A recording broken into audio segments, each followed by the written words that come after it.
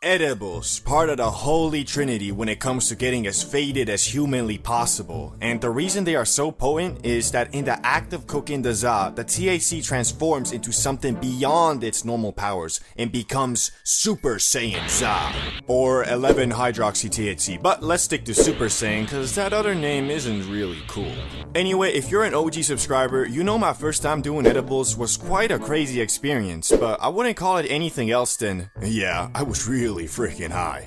But this time, the abominations we made were no mere first-timer dose. We threw everything we had in there. The day started like any other, except I had just gotten back from Barcelona the previous night and was a bit tired. But you see, there was this really cool movie in the cinema called Oppenheimer. Anyway, me and Rizix had planned to watch Oppenheimer in the cinema sometime before August, but being us, we obviously wanted to be baked during this time, and well, the movie was 3 hours long, so just a quick hit wasn't gonna cut it. So we decided on something we hadn't done in years, that obviously being edibles. The only problem was, we don't know how to manage time, and well, once we started actually making the things, the movie had already begun. But although I do love Cillian Murphy, let's be honest, the main part of this journey was the edibles, not Oppenheimer. So we were like, screw it, we only gonna miss like the first 30 minutes. Which, if we had actually read some reviews on the movie, we would have known it's not something you go to 30 minutes late while bugging up the Zaza and the world's strongest edible. Yeah, we also, just for safe measures, smoked a bit before too. But anyway, once we made our abominations and the whole house was smelling like Snoop Dogg's beard, we sat down to eat these deep fried to get you deeply fried cookies. Ready? Ready. Bruh, they're so dry, man. Yeah, so they were awful in the taste department, but in the how messed up they gonna get you apartment, well, you'll find out soon enough. As I said earlier, just for safety, in case they were duds, we also smoked up a bit before, and we're feeling like medium-sized, cooled on the kitchen counter pizza rolls, even before the cookies hit. As we arrived in the cinema, we were, well, a little bit scared, but also excited to find out what these monstrous things were going to do to us, because, well, we hadn't done edibles in ages, and knew our tolerance towards them was zero. After buying popcorn and a medium drink, we walked in the cinema, took our seats, and sat down to watch the movie, which had been going on for 40 minutes at that point, but we thought we could still enjoy it, and we did until...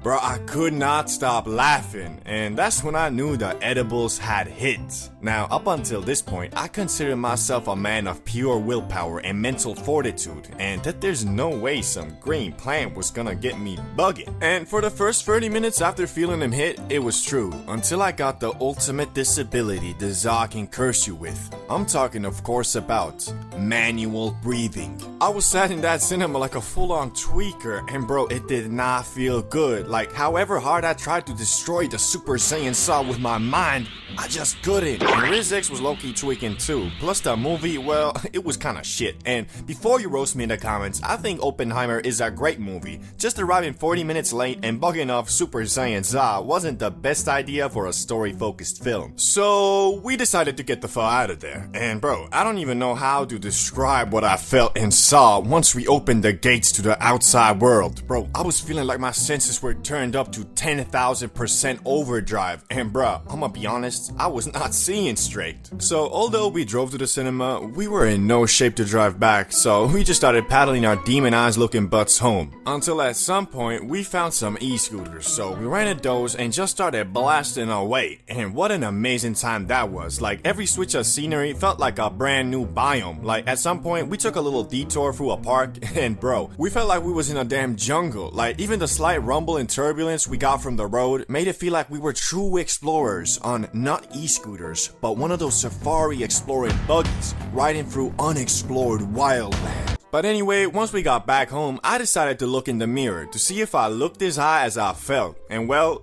I looked more high. Like, I didn't even know your eyes can get that red, but there they were, looking like the eyes of the damn devil himself. Speaking of getting high AF, we doing a smoke sesh on the Discord on Sunday where it's mine and your job to get absolutely bedazzled and just chill the fuck out. Anyway, link for the disc will be in the pinned comment, so make sure you join and pull up on the sesh. Anyway, back to me looking in the mirror. As I looked in the mirror and saw nothing but an empty vessel wandering the wrong plane of existence staring back, I got a bit frightened, cause man, I swear, my reflection was not moving in sync with me yet again. But this time, it was even worse, cause I was like 4 times higher than I was when I first did edibles. So what happened next, you might be wondering? I was bugging out, looking like an uncooked steak, and I couldn't focus on anything longer than 1 second. Well, I went to sleep, cause one good thing I will say about the trip, the comfortability I felt in my bed was unlike anything I've ever felt before. My blanket was just a perfect temperature, my mattress the perfect fit, and my pillow the perfect place to lay your head. And because of that, and I'm not exaggerating on this,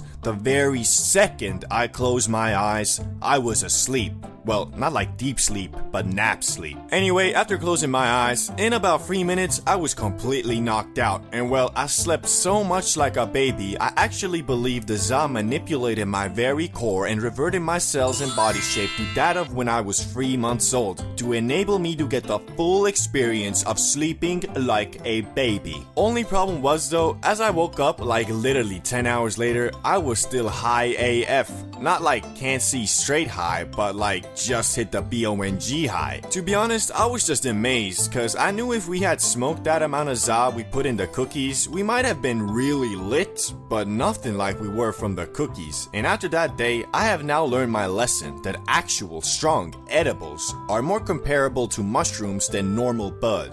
I quit getting high for 30 full days after years of consistent use. No wake and bakes, no funny gummies, and even no nighttime tokes. Did I take back control of my life, unlock my full potential, and level up like every Instagram influencer would have you believe? Or did I just realize something way simpler? Well, I guess first we should start from the beginning. The decision to go clean like a jelly bean. It started with my arrival into my new home, Amsterdam, the city of, well, drugs and weeds. Expensive weed at that. I was coming from a not-so-legal country, a country where the Za was a rare blessing, a commodity not to be wasted lightly. But my new reality was unlimited Zaza. So I smoked weed every day, and the more I smoked, the chiller I got. I had made it, coasted up in my apartment, living like a king, playing Crimson Desert, eating pizza and shooting hoops. Happily ever after, right? Well, the thing with happily ever afters is they don't exist. But the more I smoked and the more I chilled, the more I wanted to believe that they did. I was getting so faded and abusing the things in my life that actually had value as tools for unwinding and turning them into the main quest line. But inside, I felt empty. Not depressed or anything, but like something was missing. Purpose. And the way I had programmed my brain over that time was simple. Feel empty equals smoke it away, which we all know isn't exactly healthy. Until finally I snapped. I was tired of always being chill, always being calm like nothing's wrong when clearly something was wrong. So for the first time I started thinking, it's the weed. It's gotta be the weed. That's easy. I'll just quit. Okay, well, maybe after tonight. 1 day later. Wait, I was supposed to quit. Oh well, since I'm already faded, I'll do it tomorrow. The next day. Life is a highway, and I wanna ride it all night long. Wait, I wasn't supposed to smoke today. Fuck. No, hold up, Brain. What's up, bro? You low-key got me effed up right now, dog. Yeah, bro, I'm gonna be honest with you. I don't run this place no more. Man, I can't believe I let this get so far. My brain refuses to accept the idea that the Za might be a bit of a problem right now. If I was gonna fight my self-induced crippling Zaza addiction, I was gonna need some help. There was only one man on planet Earth that could bestow upon me the self-improvement and alpha male motivation I needed to get back to my usual ways. I'm talking, of course, about Prime 2022 Andrew Tate. With sheer indefatigability, makes me a feared opponent in any realm. Okay, that last part might have been a bit over-exaggerated, but point is, I decided I was gonna quit the za for 30 days on the spot, no questions asked. Not because I was doing bad financially, physically, or even psychologically. It wasn't like I was depressed or anything. I just wanted to prove that the only guy who runs the show in my brain is me. And if I decide to stop using our favorite brain tickler, it shall be so. And so it started, my 30 days off the za. I won't go over every single day, but of course I'll cover all the important bits, like day 1. I woke up with mild brain fog as usual, ready to take on the day with, well, I'm not gonna lie, a bit of sadness, because before my morning routine was, okay, time to do something productive. Whew, that was hard. Time to get absolutely f***ing obliterated. But now it was more like, okay, time to do something productive. Okay, what now? It wasn't that my brain was screaming, "We need to..." It was more like I just wasn't content with existing and working. My brain kept jumping. Go play COD. Nah. Go watch something. Nah. Go shoot hoops. Nah. Actually bust a nut. And usually the next thing would have been getting high, but since that wasn't an option, it was just chaos. But overall, not that hard, because I used my favorite life hack, working out. I worked out so much that day, I didn't even think about the za. I was just tired and went to sleep, but it really started getting more challenging on day 2. I woke up same as usual, but that day I felt weird. Nothing scary or concerning, just off.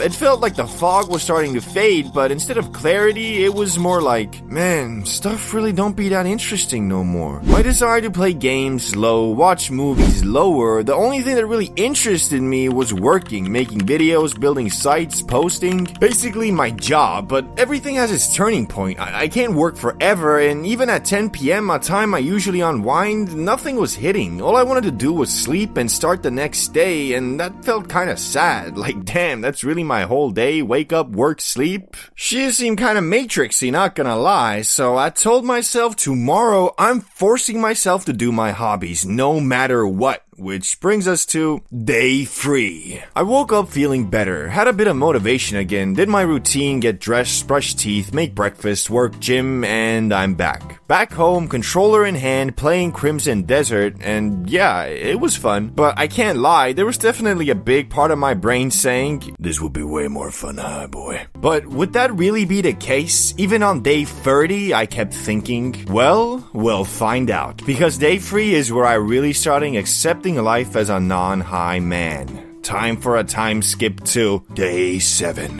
1 week in, at this point, I didn't really think about the za anymore. No cravings during the day, and even evenings were getting easier. Although every time I watched a comedy, I couldn't help but think, man, this would be so much better with a couple puffs off the bro cloud. But I stayed locked in, because if I stopped now, I still wouldn't feel like I was in control. So I kept going, which leads us to day 14. 2 weeks off the za, and honestly, it wasn't that hard. The thought of being fried at night started feeling unrealistic. Like, yeah, that would be fun, but not really happening. Like thinking about owning a Lamborghini. Cool idea, but your brain discards it instantly. But I also noticed something else. Although I felt like I had everything on lock work-wise, I was more stressed. Not constantly stressed, but more fixated on perfection, making sure I make 0 mistakes. Before, it was, oh shit, I'll deal with this tomorrow. Now it was, oh man, how was I so stupid? Guess I'm not sleeping tonight.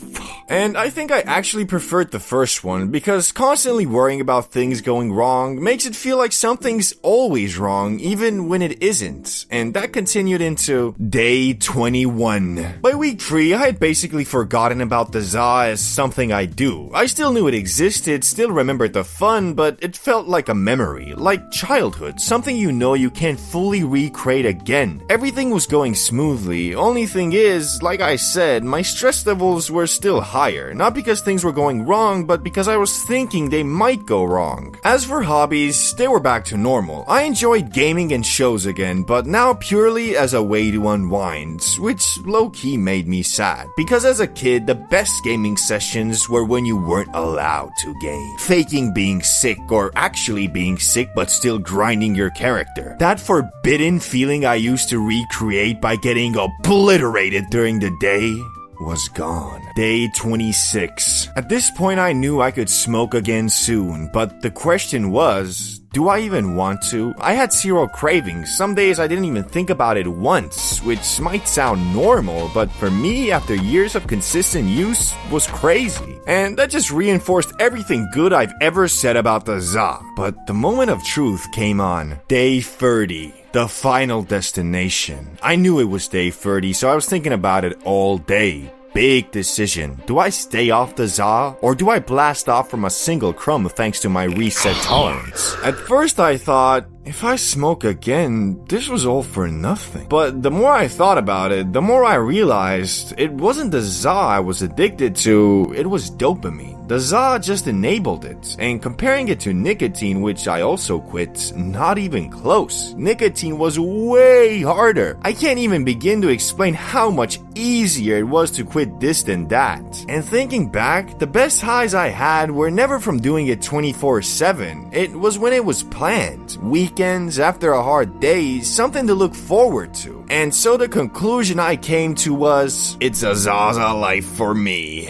Ya boy went to the coffee shop, got some exotic Tropicana gelato, and got absolutely effing obliterated. But this time, different. No autopilot, no everyday habit. Wake and bakes are fine sometimes, but they gotta be planned. You can't let your brain get used to doing whatever it wants whenever it wants. Because if you actually want to enjoy the za and still live a fulfilling normal life, you need discipline. But hey, who knows when my next Zaza bender will be, cause let's be honest, living life on the high seas is never stable. But a pirate loves every moment of it. Bro, if you was in school anywhere during or after 2015, you get what I mean when I say the bathrooms have gone way too far. Like, if you weren't with the bathroom gang, you were better off going outside the school premises and taking a piss in the woods or something. Especially if you vaped. Cause man, these savages could smell it on you. And they broke asses had no sense of boundaries either. So as soon as they sensed they could get a quick hit off of you,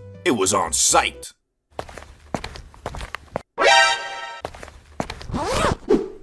Hey, I saw you got a vape. Can I get a quick rip off that thing by any chance, eh? These dudes lived in the bathroom rent-free, and you're telling me they didn't even have money for their own vape? I guess so, cause every time you went in there with a new one, all of them suddenly turned into your best friend. Hey, yo, C, remember me? Can you give me a quick rip, please? Yo, dude, what's up? How's it going? Yeah, I'm doing cool. Hey, can you give me a couple puffs off that thing by any chance, please? And these quick rip beggars were only the beginning. I haven't even talked about how the bathroom turned into the damn black market as soon as vapes came along. I mean, you had dudes literally pulling jewel pods and flavored liquids out their jacket like they were some Hollywood generic drug dealers. But every now and again, you could find a dude selling grass as well.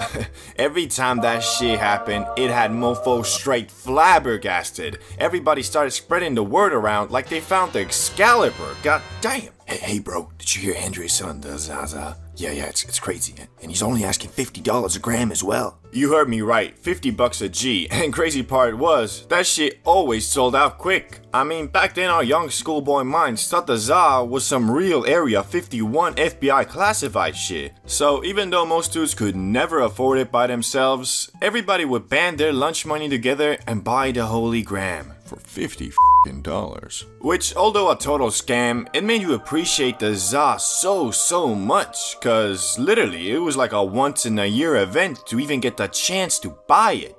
Problem was though, the grass you got at the bathroom was usually always a scam, cause the dude selling it was the same as everybody else and probably got it by yoinking it from their older brother or something, which he would then proceed to smoke 80% of the stuff himself and mix the remaining with oregano and sell it in the bathroom as premium Zaza. And we all believed it. Thing was, man's got away with it too, cause most dudes ain't no shit about grass, plus, you know, with the tolerance being zero as well, kids probably got high just by looking at that Za. Or oregano. But anyway, selling $50 oregano was just one of the monstrosities committed in the school bathroom. We ain't even talk about the sick game that was popularized by the most degenerate high schoolers to ever walk the earth. And that game was throwing wet toilet paper balls at the walls and sometimes each other. Did you guys have this at your school or just me? Like, I get silly bands and slinging those, but bro, goddamn wet toilet paper balls? Do you even understand how gross that is? Like, imagine getting hit with that right in your face. Not only would it hurt, you'd have this slush in your eyes, nose, and mouth. And now you gotta wipe it off and hope the dude who threw it didn't wipe his ass with it before. Like, just, it's awful. But I wasn't having none of that, so every time that shit was going on, I just straight up said, I ain't even gonna beat around the bush, guys. Anyone who throws a TP ball at me, accident or not, we throwing hands until one of us dies. Thankfully, that always seemed to work, and I can gladly say I've never been hit with a wet TP ball. But talking about throwing hands, why the fuck did some dudes decide that bathroom was the best place to duke it out? It's clearly not, cause I mean, all it takes is one boink on a sink, and if you don't clutch the gulag, you ain't coming back, bro. Although that never seemed to stop anybody from fighting. I wouldn't say it was a common occurrence, but every month or so there would be a dispute, usually about a broken vape, a girl, or something like that. And then dudes would proceed to throw hands like little sissy babies. Not to be rude or anything, but usually the dudes who hanged around in the bathroom and vaped all day were not killers, so the fight would usually just be random haymakers that would eventually dissolve into both just wrestling on the ground until one of them got tired or someone broke it up. But that's the problem with fights in the bathroom as well, because everyone is well aware of the possibility of boinking your head on the urinal and dying. Every fight was always so cautious and mostly just wrestling on the ground. Not that I promote violence or anything, it's just often after a dispute in the bathroom, neither of the participants felt like they lost, so they would still trash talk each other and never really settle their differences. Compared to if one of them got knocked the fuck out, someone would have been humbled and a clear winner would have been declared, and therefore the beef would have been settled. But there was one redeeming quality I felt the school bathroom had that is getting quite rare in today's society, and that was the fact that everybody was welcomed. Like for real, the dudes who vaped and occupied the bathroom were always chill, and you could be a jock, a nerd, a dancer, a teacher, a Rastafari, a PewDiePie fan, a LeBron D rider, they wouldn't care. You could join the circle as long as you promised to get addicted to nicotine with them. Okay, now that I think about it, they just sound like just a bunch of dickheads who didn't want to feel inferior because they were addicted and you weren't, so they were like, yeah, take a quick rip. It tastes great. Soon you'll be begging for them just like the rest of us. But hey, that's just a theory. A school bathroom theory. But high school parties, one of the only places on earth where you can see a mofo jug a bottle of vodka, do a backflip, land on his head, then proceed to get up and go spit some game to the host's mom, and you'd still be like, meh. Like, these places are so filled with hormone energy and axe spray, the only comparison you can really make is high school locker rooms. But even them shits ain't got nothing on the parties. I mean, you basically take these Neanderthals from their locker rooms, throw them in a big house, add unlimited liquor and some baddies all dressed to get these motherfucking cavemen horny, and you got yourself a situation where if the house doesn't burn down and no one dies, it's considered a success. Like, one time I was at a party with the homie Salamander, and we were just camped out on the couch when this mofo pulled up on us like, yo, is it just me, or is Brittany totally eyeing me in the corner there? I don't know. Looks like she's just talking with her friends, bro. Nah. I think she wants the day, if you know what I'm saying. I'ma go check it out. Holy shit, bro. Are you okay? Yeah, I'm good. I think the alcohol disinfected my wounds. Anyway, I'm gonna go resupply. Like, bro, ain't no other place on planet Earth where a mofo can fall on a glass table, get cut up and covered in alcohol, and still only have one objective in mind. Must get some hoes. But not everybody's at the parties to pull baddies. There is a select few that have abandoned the genetic desire to get hoes and instead go to these places to get as shit-faced as humanly possible. Like, these are dudes that after graduating 10 years down the line, you'll go back to your school's town and walk down the street and be like, wait, hold up. Is that Brent? Hey, can you spare some change? Can you give $1, bro? I need it to buy, you know what I want. Oh shit, it is. Oh, okay. Just walk past him. I don't think he'll recognize me. Hey, AOC? Is that you? Me? No, I'm I'm Jefferson. Nah, you see, I remember you. Hey, you think you can spare some change? I'm gonna go to the sick high school rager tomorrow, and I could use some. Sorry, no, I'm Jefferson, and I have no idea who you are, so I'ma just leave. But bro, I swear, you can foresee everybody's future by just looking around in a high school party. I mean, usually the function's participants were divided into groups. You got the baddies, the jocks, the nerds, and then you got the motherfuckers who pull up just to start some shit. Like, these three dudes I used to see at all the parties, let's just call them Peter, Tom, and Jeff, were there just to be menaces, bro. These the types of dudes to root for Joker, not Batman, bro. Straight super villains. Every time you saw them pull up to a function, you knew some shit was about to go down. They come with a bottle of Absolute vodka, sit down at the table, and start slamming shots one by one. And every time they finished that bottle, they'd get up and start walking up on groups just passive aggressively trying to start shit. But in their hearts, there was a bunch of pussios. Like, before they got that Absolute in their system, or if they weren't all together, they ain't say a word. Like, I remember at one party, I was bugging off some liquor and za when I saw one of these so-called tough guys sitting alone, probably waiting for his friends to bring some Absolute so he could drown his insecurities. And I was kinda bored, so I walked up on him purely out of curiosity and asked, "Hey bro, I got a question." Yeah, what? Like, why y'all mofos always trying to start shit? Like, don't y'all know nobody likes you? Doesn't that bother you? What you mean, man? You got a problem? Slow down there, John Jones. I ain't your wife, and I got no problem. I think it's you who's got that problem, bro.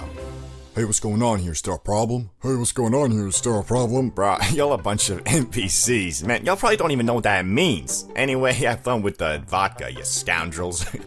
And from that day forward, I was like these dudes' arch nemesis, I swear. I mean, every time I saw them at a party, they gave me the stank eye. Although, because they were all like 5'10" unathletic drunks, and I'm a 6'6" athlete, these dudes avoided me like some taxes, bro. Which pissed me off so much, cause I was just itching to beat the shit out of them. But I ain't them, so I would never start something like that. One thing I did start though, mostly with the homie Salamander, was that after party smoke sesh. I mean, on God, I was feeling like a prophet, cause as we all know, the za is a great cure for a hangover, so even though no one really wanted to be high during the party, after, it was a whole different story. Mofos just appeared out of nowhere, man, I swear, these dudes were like zombies from The Walking Dead. As soon as they smelled the za, they got their drunk asses up from the bathtub or from under the table and started walking towards it. I swear, man, it was like AoE farming in an MMORPG or something. Grab the spliff, walk around the party without looking back, and once I got to the sesh spot, I turn around and there's like 10 different dudes all saying the same thing.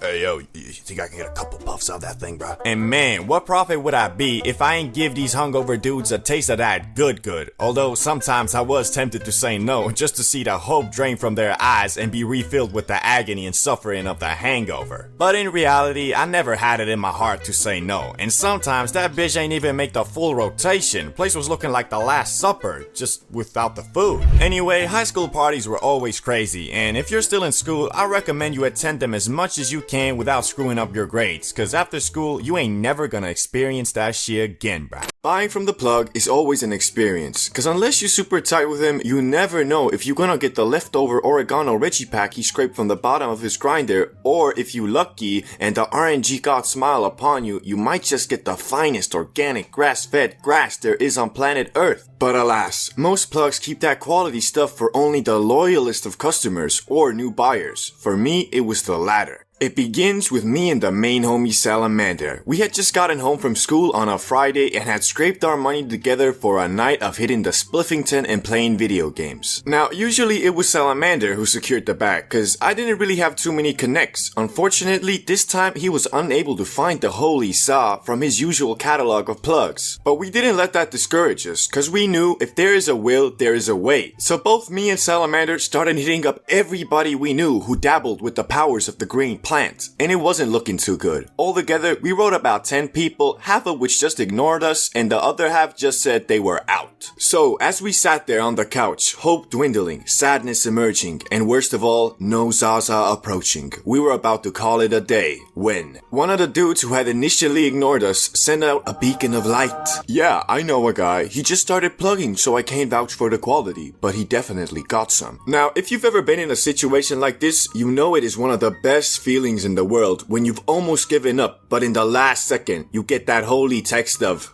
Yeah, how much? But even though we were pretty stoked, we were also a little bit wary because this $20 we had saved up was the equivalent of 20 million in today's money. And because this guy was new and no info was given on the quality, we were scared of getting a bag of oregano. And I mean, at the time, we both thought all plugs are grueling gangsters ready to kill you on sight if you so much as make the wrong sound. So if it really was a bag of oregano, there was nothing we could do about it. Anyway, the time comes for us to meet up with this mysterious plug, and the instructions he gave us were to come to this rundown gas station's loading area in the back at 8 p.m. sharp, so we did. As we were standing there at 7:58 p.m, we could only imagine what vicious, heinous, devious killer would come to greet us. So yeah, we hyped him up a little too much, but all that mattered now was the grass and if it was good or not. We went through the usual plug dialogue options like, yo, what's up? Yeah bro, can't wait to get suited today. This that good, etc. Until he finally revealed the grass, and what I witnessed to this day I find absurd. The grass was golden. Nani? Not in like shiny gold, but it was this yellowish color with green accents. Beautiful. And the smell. Bro opened that bag up for us to sniff, but it was not necessary, as the smallest opening in that Ziploc baggie consumed the entire area with the finest fragrance imaginable. Oh, okay, well, finest is the wrong word probably. The shit smelled like cat piss, but that's a good thing with Zaza. So we gave up our $20 with no hesitation and returned to Salamander's place with this golden grass of the gods. Now, usually we would just roll up a spliff and consume the za like that, but as this seemed to be legendary material and we didn't want to waste even a single microgram, we made a makeshift can that would allow us to ration this gram to the maximum. So now it was time to hit the za, and it went something like this. Are you ready? Shit, you know it. Here goes nothing. You good, bro? Yeah, you gotta hit this shit, man.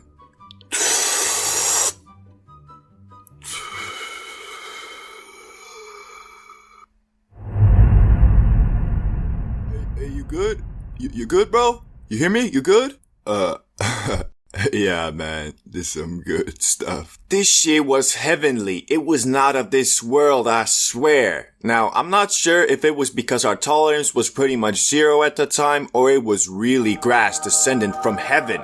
Probably a mix of both. But one thing I do know, that was the highest I had ever been up until that point. And well, as we know, when you were really high, you don't remember much the night after. So unfortunately, I don't know exactly what we talked about or what we did, but I do remember that we caught a major case of the Joker's laughing gas cause we found everything hilarious. We were so goddamn high, it took us a solid 20 minutes to navigate the PS4 menu to launch our game of Call of Duty. And when we did launch it, we were cognitively impaired. Felt like the controller was inverted or some shit. But safe to say, that Friday night we were truly blessed by the plug, and we went on to exclusively buy from that guy until he stopped plugging 1 month later. But he will always hold a special place in my heart as the plug of plugs. Every type of cannabis explained, from weakest to strongest. We'll be looking at everything from the near oregano, low-grade flower that you probably smoked in high school to the most insane, near 100% THC concentrates that are sold at the top shelves of Cali dispensaries. Additionally, with the help of science and medical studies, we'll be categorizing each type of cannabis in the spectrum of entertainment, medical, creativity, and just plain old unhealthy. The objective of this video is to educate the public about the positives and negatives of weed in an entertaining way, but to do that, it is essential we discover how extremely varying different types of marijuana can be and why generalizing it as weed is good or weed is bad is just plain impossible. So without further ado, let's get into the weakest type of za there is, and that is low percentage THC flower and or CBD dominant strains. Okay, so I went into this video presuming you already know what THC and CBD is, but in case you don't, let's quickly summarize. THC is the chemical compound found in cannabis that makes you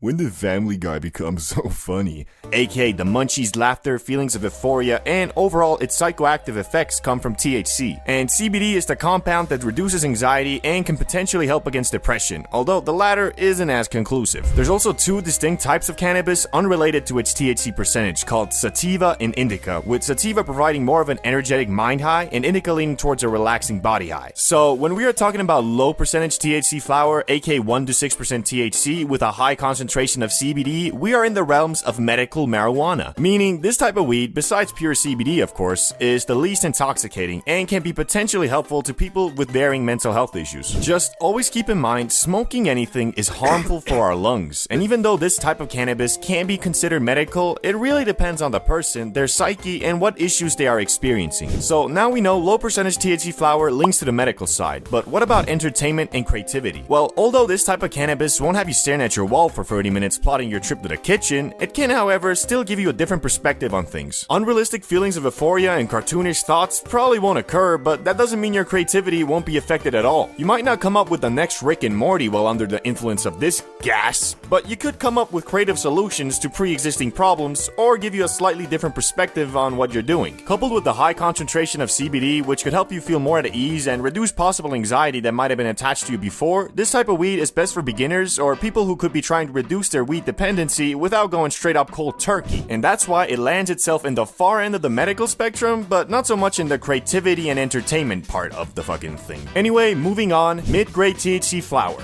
the mid-shelf gas. I won't go over this too long as it's quite similar to the previous one, but with slight differences. Mid-grade flower usually ranges between 10 to 20% THC with varying levels of CBD, which general rule of thumb is for medical use, go with the highest CBD percentage, and if you just want to get faded with your friends and play split screen Minecraft, get the one with the highest THC. Just make sure it still has some CBD in it so you don't, well, green the fuck out. Why I say that is because contrary to popular belief, CBD and THC do not bind to the same receptors in our brains, but through various studies and my own personal experience, CBD in most cases can reduce the adverse effects caused by THC, aka freaking out, feelings of discomfort, spikes in anxiety, etc. That's why even if you're an experienced stoner, it's good to have some CBD oil or flower that can help you if you're getting those unwanted side effects from some high percentage THC cannabis. So this type of weed lands itself higher in creativity and entertainment, but a bit lower in terms of its medical benefits. Moving on, high percentage THC flower, aka premium bud. This is the point where we start leaning much further away from the medical side into the entertainment and creativity side. High-end flower usually ranges between 20 to 35% THC, and unfortunately most of this top shelf flower is engineered to have very little or sometimes nearly zero CBD, which is why I said that this is the point where we really start deviating away from the term medical cannabis. But you might be asking, why can't I just get my flower with both high CBD and THC, you stupid Well, let me explain. Cannabis plants can naturally express high levels of either THC or CBD, but rarely both. This is because THC and CBD are derived from the same precursor, CBGA. The plant's genetics determine which enzyme, THC synthase or CBD synthase, is more active. In high THC strains, the THC synthase enzyme dominates, converting most CBGA into THC, leaving little room for CBD production. To add to it, cannabis growers have traditionally bred plants to maximize THC levels because of its psychoactive effects, which are highly sought after in recreational markets. Over time, this selective breeding reduced the expression of CBD in high THC strains, as the two cannabinoids tend to work in an inverse relationship. So it's also unfortunately us, the consumers' fault that super high THC and low CBD percentage is the baseline for top shelf gas these days. With brands constantly trying to compete with each other and providing the most mind-boggling high possible, there isn't really a lot of demand for high percentage CBD flower that still gets you very high. People buying weed for recreational use usually only care about the get you very high part. But I'm not saying that there is absolutely no place for this type of weed in the medical world, but it is extremely situational. The same way as inviting a friend out to have a couple drinks and watch the game on a Saturday night to alleviate the stress and anxiety from a hard week of work, this high THC flower can be a fun night to blow off steam and take your mind off real world problems for a while because, well, this shit could have you so obliterated you'll be using 100% of your brain power on figuring out how to tie your shoe, bruh. AKA, this is imagination land. I'm kinda going off personal experience on this, but the artists and musicians I know seem to enjoy this type of cannabis the most, as it can completely block off the real world and enter you into this trance state where you are 100% focused on whatever you are doing. But CBD, bro, doesn't that mean it helps with ADHD and anxiety? In the moment it can, unless, well, well, you couldn't handle it and are instead rolled up in a ball on your couch focusing on defeating your demons. Anyway, multiple medical studies have shown that high concentration THC flower does not help against anxiety, depression, and ADHD at all. What it does instead is give you an escape from your ADHD, depression, or anxiety for a brief moment whilst under the influence, and even that doesn't come without a cost.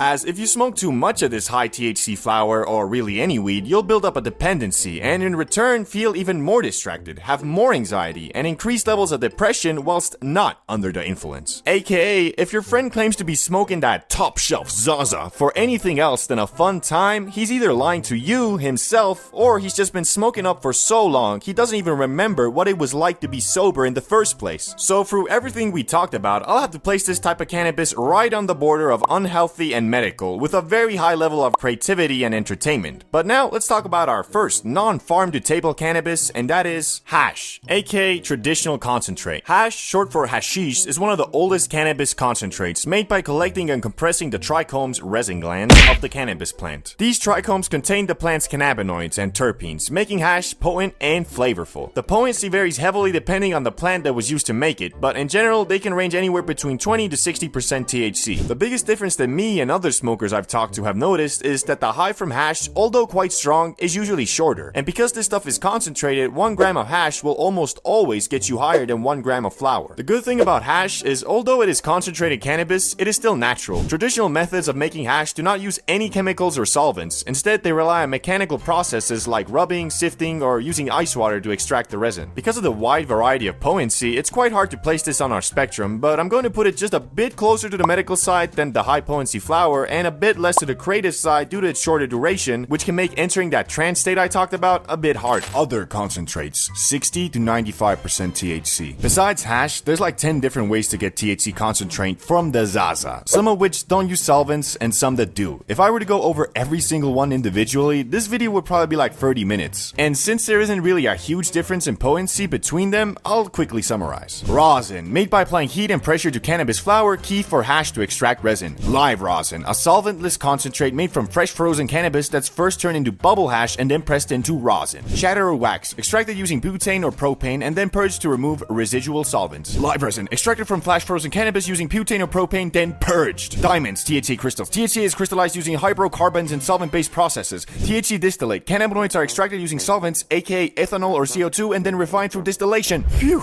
And those are the most popular concentrates, which the most flavorful are usually live resin or rosin, as these retain the most terpenes, and the strongest concentrates are usually diamonds or THC distillate. But the reality is, unless you're like a super stoner, you probably won't be able to tell much of a difference between all of them, as every single concentrate is bound to get you absolutely bamboozled, unless you know, of course, you have an insane tolerance. The main takeaway from concentrated THC is that it builds up your Zaza tolerance very fast compared to regular bud because of its high potency and usually shorter duration, making you smoke up more often. Which is why I will be placing them closer to the unhealthy side, but also the entertainment side due to the mind-boggling high it gives. But now onto the strongest type of smokable weed there is, in my opinion, and that is infused flower, aka moonrock or sunrock, 50 to 80% THC. You might be asking yourself why infused flower is ranked higher than concentrates when the THC percentage is actually lower. Well, take it from me, as someone who has done both dabs, aka concentrate, and infused flower, the small difference in THC percentage really doesn't matter in this case. The reason for that is, unlike dabs or the Benjamin, which on average has a shorter duration than bud, infused flower gives you the insane kick of concentrate whilst also providing the longer effect of normal bud, which in my eyes makes this the most potent smokable weed on planet Earth, but feel free to have a war in the comments about it. I'll be reading every single one like always.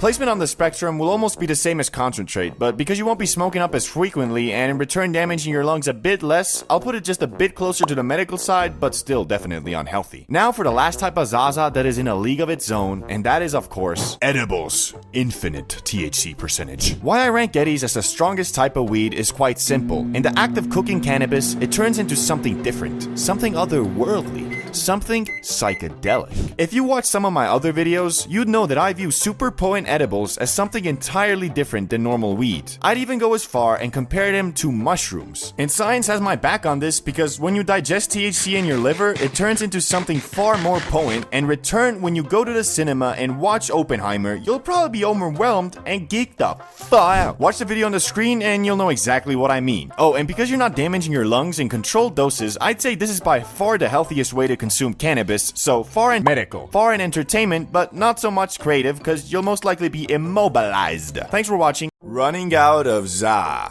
Man, I swear, this phenomenon is always so unexpected. Like, I don't know why, but for some reason, however long I plan ahead and try to time my grass running out, it always comes kicking in like the damn Kool-Aid man. I'll be out here the night before looking at the bottom of my grinder like, okay, I guess I gotta buy some more tomorrow. And then when the next day comes, I'll be all flabbergasted like, oh boy, nothing better than some good old za at the end of the day. What? This can't be. How have I ran out of za? I literally just had some yeah, shit. And now that you realize that you out of grass, you got two, well, three options. You either accept your fate and just go on with your night, hit up your plug, and get ready to lose out on your hard-earned money, or the legendary special down bad method I often do, empty out all your grinders, search through all your pockets, and scrape together one last hit so you can delay the buying of the za for one more day. But although I do this quite often, I don't recommend it, cause I swear, those scrape together hits are always some 20% plastic, 20% dust, 20% dirt smack dabbly doos. So every time I do hit that awful abomination of a bowl, it'll have me all paranoid about what the f did I just smoke like?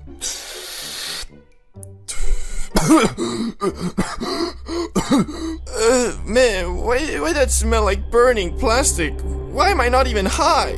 Bro, why am I so lightheaded? Mom, I think I'm dying. So basically what I'm saying is, scraping together hits from basically nothing isn't really the healthiest move you can make. But shit, hitting up the plug at the end of the day is a struggle in its own right. Cause I don't know why these damn plugs are always unavailable when you need them the most. Like Mr. Invisible could be spamming me all day with Snapchats like,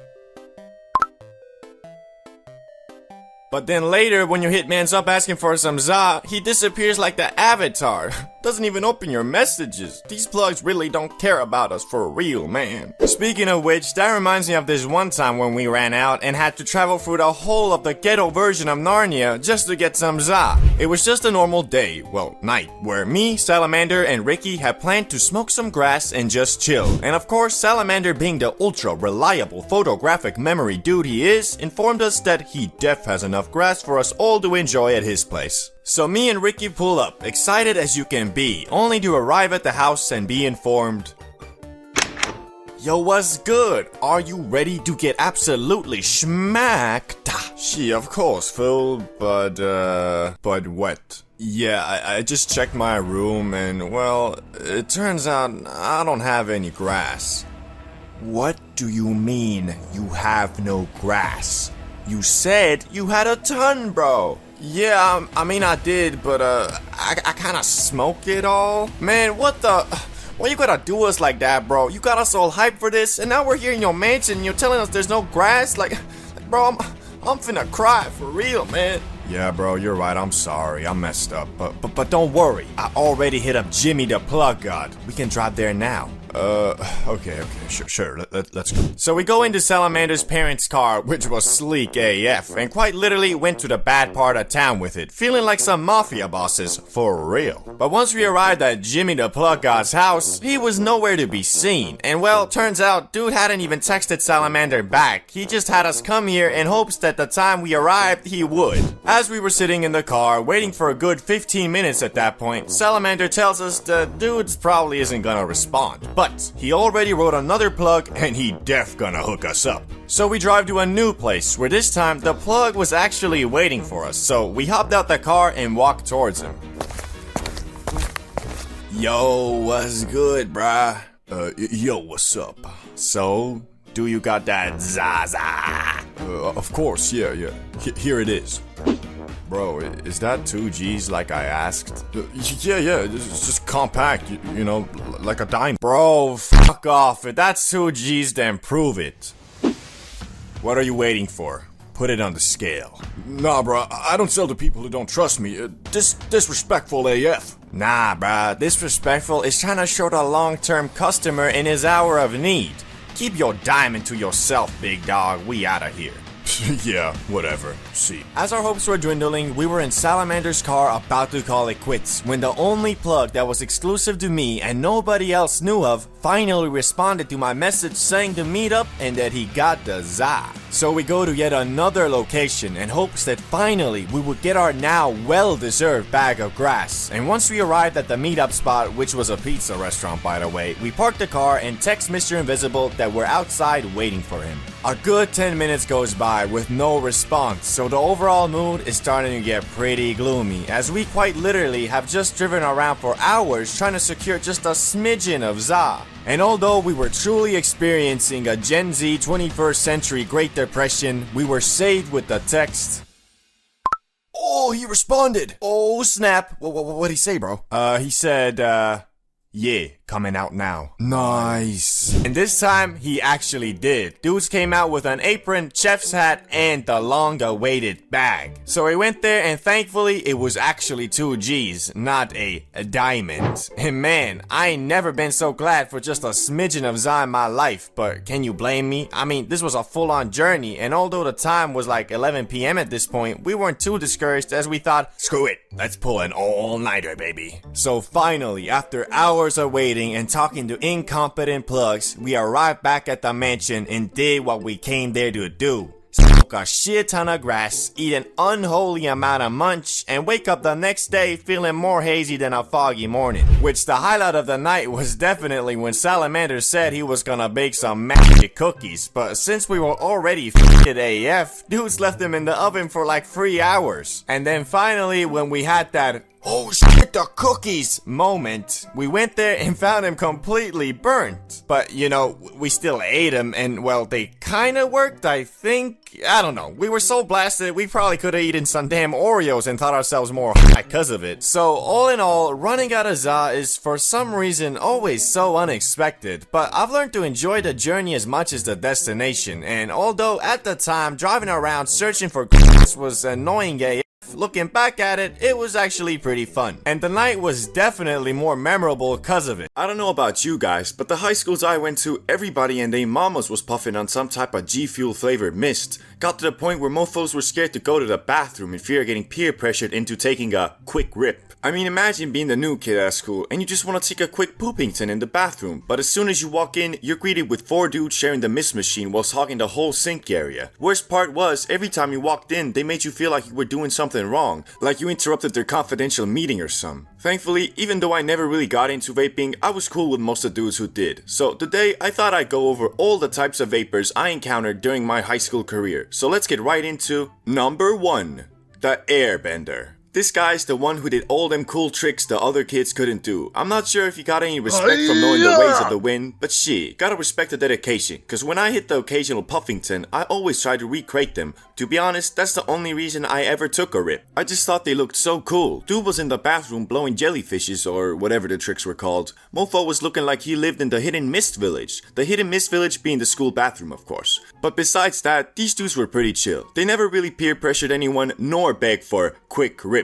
In fact, they were the one who donated them quick rips. Cause I mean, to learn all those tricks, dudes had to have a copious amount of that sweet mango flavored liquid. But talking about begging for quick rips, number 2, the parasite. Oh boy, the parasite. The universally hated vapor. This the kid that was always in the damn mystified bathroom slithering around on that my precious shit. Dude usually didn't even have his own vape, but was the one that was always puffing on one. Most of the time, no one really cared too much though, cause passing your piece was part of the game. But bro, this one time I was taking a dump and I overheard this happen. Yo guys. Yeah, what's up, man? My man, can you give me a quick rip? Bro, you always come in here with that, can I get a quick rip? Like, nah bro, not anymore. Get your own vape. Nah bro, I didn't know you stingy like that, but this is why no one likes you. Man, shut your bitch ass up before I make you shut up. What you gonna do, bro?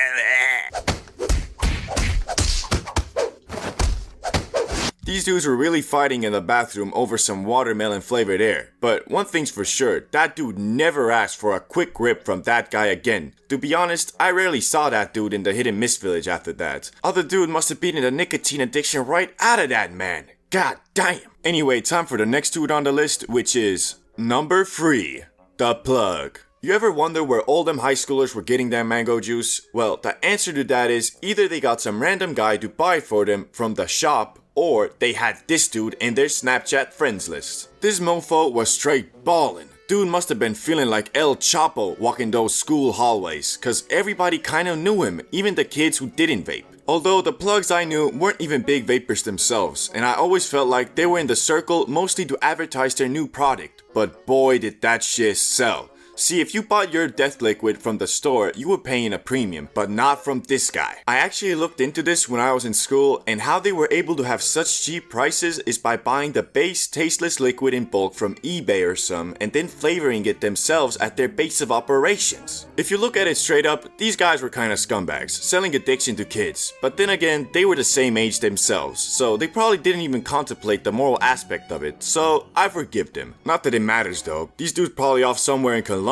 right now fighting for mango juice territory or some shit. Anyway, time for number 4. The guy who got peer pressured into vaping. Bro, I always felt low-key bad for this guy. I mean, dude was a good quality student until one day one of his homies introduced him to Julius Caesar. And at first, he was hesitant, but once he took that Puffington, it was game over. Dude went from, no thanks, I don't vape, to, hey bro, can I get a quick rip? It's sad to see, but unfortunately, unlike cigs that taste like dirt, the mechanical cancer machine will not openly admit to its nature and trick you into a subtle but noticeable addiction. So if you're thinking of hitting one quick rip, don't. You literally might regret it for the rest of your life. On some iron lung shit. But time for the biggest douchebag of them all. Number 5. The peer pressure. Man, how I hated this guy. Dude got his dumb ass addicted, and now he feels like everybody else should be too. Out of everyone on the list, I dealt with this guy the most, cause a lot of my friends were vapors, so I would often find myself in the vape circle, even though I wasn't a big fan of the Puffington. But this dude had zero self-control. Dude would be blowing mist in the group's face and would always be like, hey bro, don't you know the rules? To be in this bathroom, you gotta take at least 5 rips.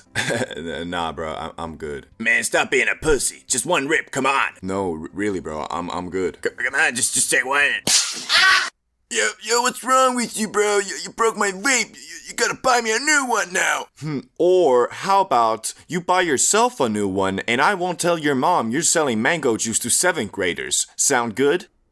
I think most of us have worked a minimum wage job, and the most easily accessible ones usually involve the flipping of the patty some way or another. Like, I'ma keep it $1.50 with you. If you ain't work at a gas station or fast food place and instead opted for something like a hotel admin or a waitress at a cafe or even a lifeguard, you really got off easy. Cause as a youngster, your parents usually make you work at least once to teach you about hard work and dedication. But if you were out here bathing under the sun and only occasionally waved your finger like, you can't do that cause I might actually have to work then with all due respect, you probably ain't been through the struggles most of us went through. I worked at a gas station for a couple months and that was my first work experience. But to be honest, the gas station and fast food place are pretty much the same cause besides from the gas, it's really a fast food place for when all the good food spots are closed and now you have to settle for the 24/7 microwave gas station grub. But I ain't even gonna cap, I love making food, especially if I don't have to wash the dishes later, and that was the case in the good old gas station. Well, what am I complaining about then?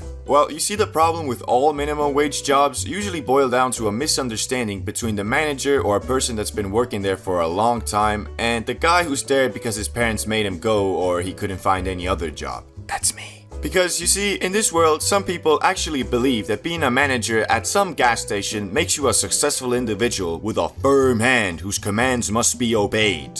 Or in my case, this bitch wasn't even the manager. In fact, she was working the same damn position I was. That being, do everything you're told and I'll pay you $10 an hour. Which really should be the title for every minimum wage job if you ask me. Anyway, although we were working the same position, she had been there for years. So, you know, she was teaching me the ways of the fine art of cleaning toilets, scrubbing floors, flipping burgers, and above all else, kissing every customer's ass. Which is fine. I knew what I signed up for and I took it like a man. Until I got to the end of my graveyard shift, and you know, I ain't even gonna front. I was being pretty lazy, or another way to say it, I was putting in minimum effort. but I mean, that's why it's called a minimum wage job, cause all you have to do is exert minimal effort, right? But this scallywag thought otherwise. There was 5 minutes left on my shift and she pulls up on me and asks me to stock the fridge. And in my head I'm thinking, why not? But I'll probably have to leave it half done anyway, cause my shift is almost over, baby.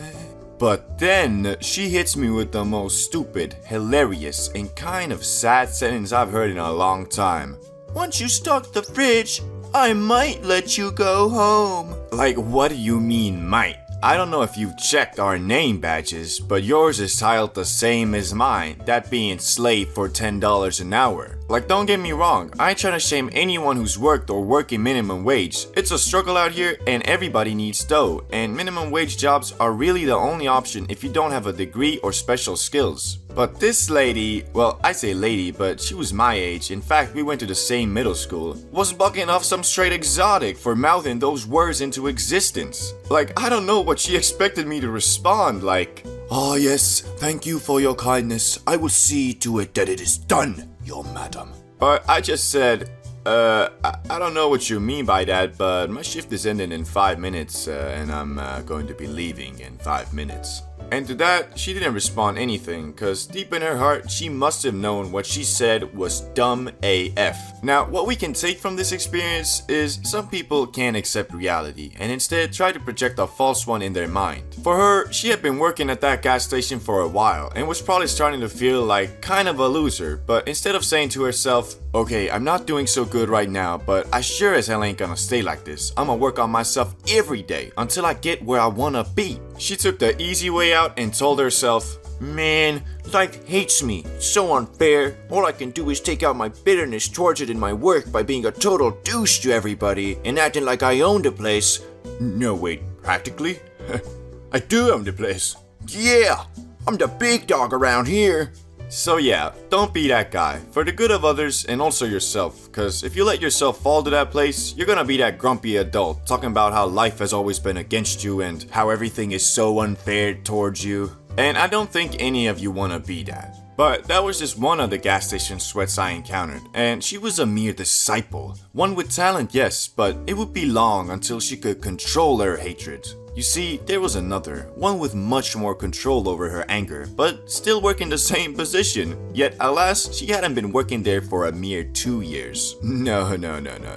30 was the time of service for her. And she wasn't actually that mean, she just took her job way too serious. But I mean, I can't blame her because everybody needs purpose in this life, and if your calling is to clean toilets and make hot dogs, then, well, gosh darn, you gotta follow it. The only problem was, this woman was pushing this job onto me like I wanted to be there. Talking about if you wanna make it here, you gotta do this and that. Like, no, I don't wanna make it here, I wanna make it out of here. Got me thinking of how different people see the world, cause someone like myself could be watching 8 Mile and seeing the scenes where Eminem is working minimum wage and think, "Man, I know he gonna make it out of there. He Eminem, the king of rap. This is just temporary." But she was probably watching it and thinking, "Oh my god, how lucky he is to be there. If he keeps this up for a year or so, he'll get a promotion and make an extra $1 an hour. God damn." So yeah, it's all about perspective and the type of person you are, but I think the saying, "shoot for the moon, cause even if you don't get there, you'll land among the stars," can really help a lot of people, especially if you are young. You should follow your dreams, however crazy they might seem, cause I promise you, it's quite hard to fail if you never give up. Also, working minimum wage is fine, and if you wanna take a job like that super serious, that's cool. Just don't force that same attitude onto other people, cause most dudes don't see a place like that as the end, but as a way to progress to the actual place they want to be. Have you ever met someone who parades the fact that he loves the Zaza, and if you ever say anything bad about it, he gets all defensive and starts frantically arguing about how it's good for you? Like, yeah bro, there are health benefits, but if you're out here doing 8 rips, 4 2 edibles, and half a cart every 12 hours, do you really think you're reaping the health benefits of the Za? Mofo beyond about, It helps with my anxiety and depression. Like, bro, what are you anxious about? Worried that the pizza delivery guy might be an assassin? Sounds more like paranoia to me. And have you stopped to think that maybe the depression you're feeling could be because all you does is sit around, eat pizzas, smoke grass, and watch Disney Plus? But people like this aren't the majority, and overall, when you meet a fellow grass eater, you can expect him to be just a normal chill dude who uses the za to enhance his experiences, rather than rely on it for them. So today, I thought I'd go over some of the coolest dudes I've encountered who consume that lettuce, starting with the za athlete. This is the guy who's always in the gym grinding to become the ultimate specimen of human movement. The thing that's great about this dude is that although he loves the grass, which is generally considered a lazy substance, he doesn't let that stereotype stop him from enjoying it. Although many of his athlete friends might hold it against him, calling him a crackhead, he knows that it's all about moderation and using the za to enhance his recovery and free time experiences. But the best part about a dude like this is that you know he is a solid guy, that you don't have to worry about leading you down a bad road, cause he is always mindful of where the breaking point between just having a fun time with the homies and hey bros, wanna do some is. So if you're friends with this guy, you can be damn sure he won't ever peer pressure you into doing something stupid. In fact, he'll probably be the one who will try to talk you out of something like that. Plus, you know, depending on the athlete, he might make the NBA, so best to stay on his good side if you ever wanna blaze up in a LA mansion with Wiz Khalifa and Drake and shit. But on to the next dude on the list, the high gamer. I'm not sure how you guys feel about video games, but I've always seen the genre as the highest form of at-home entertainment there is. Although it is a lot harder to truly get into a game nowadays, when you do, the peaks of fun are much higher than watching a Netflix show, for example. Although that's just my opinion and yours might obviously be different. So you better believe it when I say I love dudes who enjoy gaming in orbit, because that's something that two za enjoyers can truly bond over. Now you might be thinking, everybody enjoys playing games, ain't nothing special about it. I'd have to respectfully disagree, because it takes a certain level of power to really sit down whilst blasted and focused on a video game, cause honestly, most of the time it ends up going something like this. Finally time to play some Elden Ring whilst blasted. This is about to be crazy fun. 20 minutes later. Man, screw this, I'm gonna just watch some TikToks. As you can see, it's not that easy, but if you have a friend who's on the same planet as you and you going through the struggle together in a co-op game, it's much easier to get into. So I for one will always have a special place in my heart for dudes who can actually game while blasted, cause honestly, it's not as easy as you might think, especially if the session lasts over 1 hour. But time for the productive and successful. Not gonna lie, these dudes are like a rare Pokemon that you might never come across because the requirements to be a dude like this are rather high, but the power he possesses is godly. This is the dude that has his own business or works like a sales job or something, which is a highly social and time-consuming practice. But somehow, this mofo has done all of this while frequently bucking off the Zaza. He's kinda like the Wolf of Wall Street, but instead of doing lines off a lady's you know what I mean. He's out here taking a fat rip and then minutes later closing a massive deal with some company. I met a guy like this only once, and I won't stand here and act like I was not in awe of this man's power. We were all just chillin', faded AF, when this guy got a phone call, and not just any phone call, it was some company he was trying to make a client for the company he worked for. And me being me, all I could think of was, oh shit, dude must be freaking out being that faded, having to deal with something like that. But no, bro calmly told us he'll be back in like 10 minutes, went to the other room and closed the deal, or at least that's what it seemed like. I swear, some people just have a godlike stress tolerance, cause man, I can be out here faded and get a call from my mom to pick up some groceries, and that shit will have me stressing out if it wasn't in my initial plan. I guess what I'm trying to say is, for 95% of people, if you high every day, you're gonna get lazy and content with your position in life. But there are people who can manage to pull off this lifestyle and still be successful, and god damn do I respect that. Although I'd imagine that if they weren't high all the time, they'd be even more successful. But hey, what do I know? Anyway, next guy on the list is the artsy dude. Now, this guy isn't exactly what you're thinking. And yes, I know you're imagining this painter who's always on about, bruh, you just gotta go with the flow. Let yourself be free and you'll find peace. Sorry, but what the fuck does that even mean? Although these guys can be cool, their gimmick gets old pretty quick. The dude I like is more of just a Chad who has a highly functioning imagination. Cause with a guy like this, you always have something to talk about, and they come up with some of the most interesting things. Plus, they're usually not just some hippie dude who enjoys saying shit that makes no sense and expects everybody to think he's deep cause he saw a quote on TikTok and it really resonated with him. He's more of the dude who'll say some master Oogway quote and explain how that funny meme actually says something deep about life, but then ended with, I don't actually know, I might just be too high. And I love that, cause sometimes a mofo is just too high and sees a deeper meaning in something that doesn't have one. But hey, that's just a theory, a high theory. I don't know about you, but when I meet a new person and he or she says that he enjoys getting high, I instantly think to myself, this is the start of a beautiful friendship. Although that can't be the case, it's not always, cause even though the excitement of finding a fellow saw enthusiast is great in a world where some mofos still think it's worse than things like alcohol, sleeping pills, all nicotine and other shit that you can straight up buy from a supermarket, in reality, when you really think about it, it's kinda dumb, cause if it was anything else, would you feel the same? Like if you were at a club and someone said they like drinking, you wouldn't think, oh my god, this guy gets it. Unless, you know, you're an alcoholic, I guess. But anyway, today I made a great list of people I've encountered who smoke the Zaza, but I wouldn't personally enjoy hanging out with. Starting with a well-known one, the dude who makes the grass his whole personality. Nah bruh, I can't stand dudes like this. Like, don't get me wrong, I love a bit of Zaza as much as the next guy, but bro, there's so many other things to talk about and do. The problem with these types of people is that I feel like they've missed the whole point of it all. Cause in my opinion, it's not all about how high you were, it's more about where you were high. Damn, that's deep.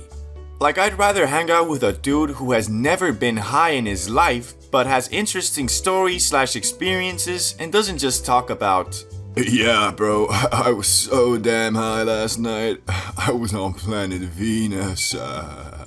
Damn, that's crazy. So where were you at? What do you mean? Like, where were you and what were you doing, you know? It must be a crazy story. Nah, I mean, I was just at home on my bed, you know, eating Doritos and stuff. So you were just high in your room all day? Yeah, I mean, yeah. What a fucking lame story.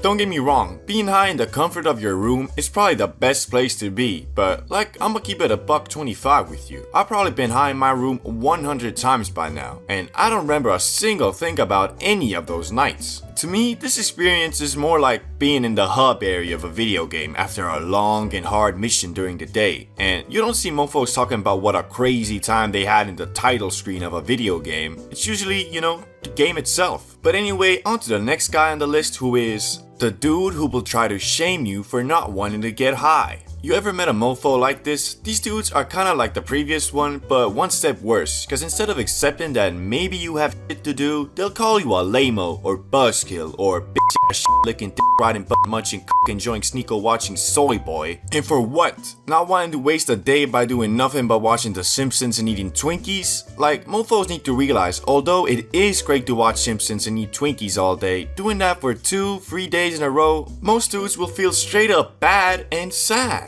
If you're a human being living in today's day and age, to succeed in anything, you can't be doing that consistently. It's gotta be a special occasion, celebration, or when you've already completed your goals for the day and deserve a break. But hey, at least they don't shame you for the thing this next guy shames you for. The dude who will make fun of you for smoking less than him. Now, this guy is a lot like the first dude, but with the added minus of he actually thinks for some odd reason that the fact that he has to smoke a whole damn cart to feel high is a flex. Like, sorry bro, but I know dudes who had the exact same mentality and let's just say they ain't end up so good. Like for example, this guy, who thought being high is a damn competitive ladder that needed to be climbed.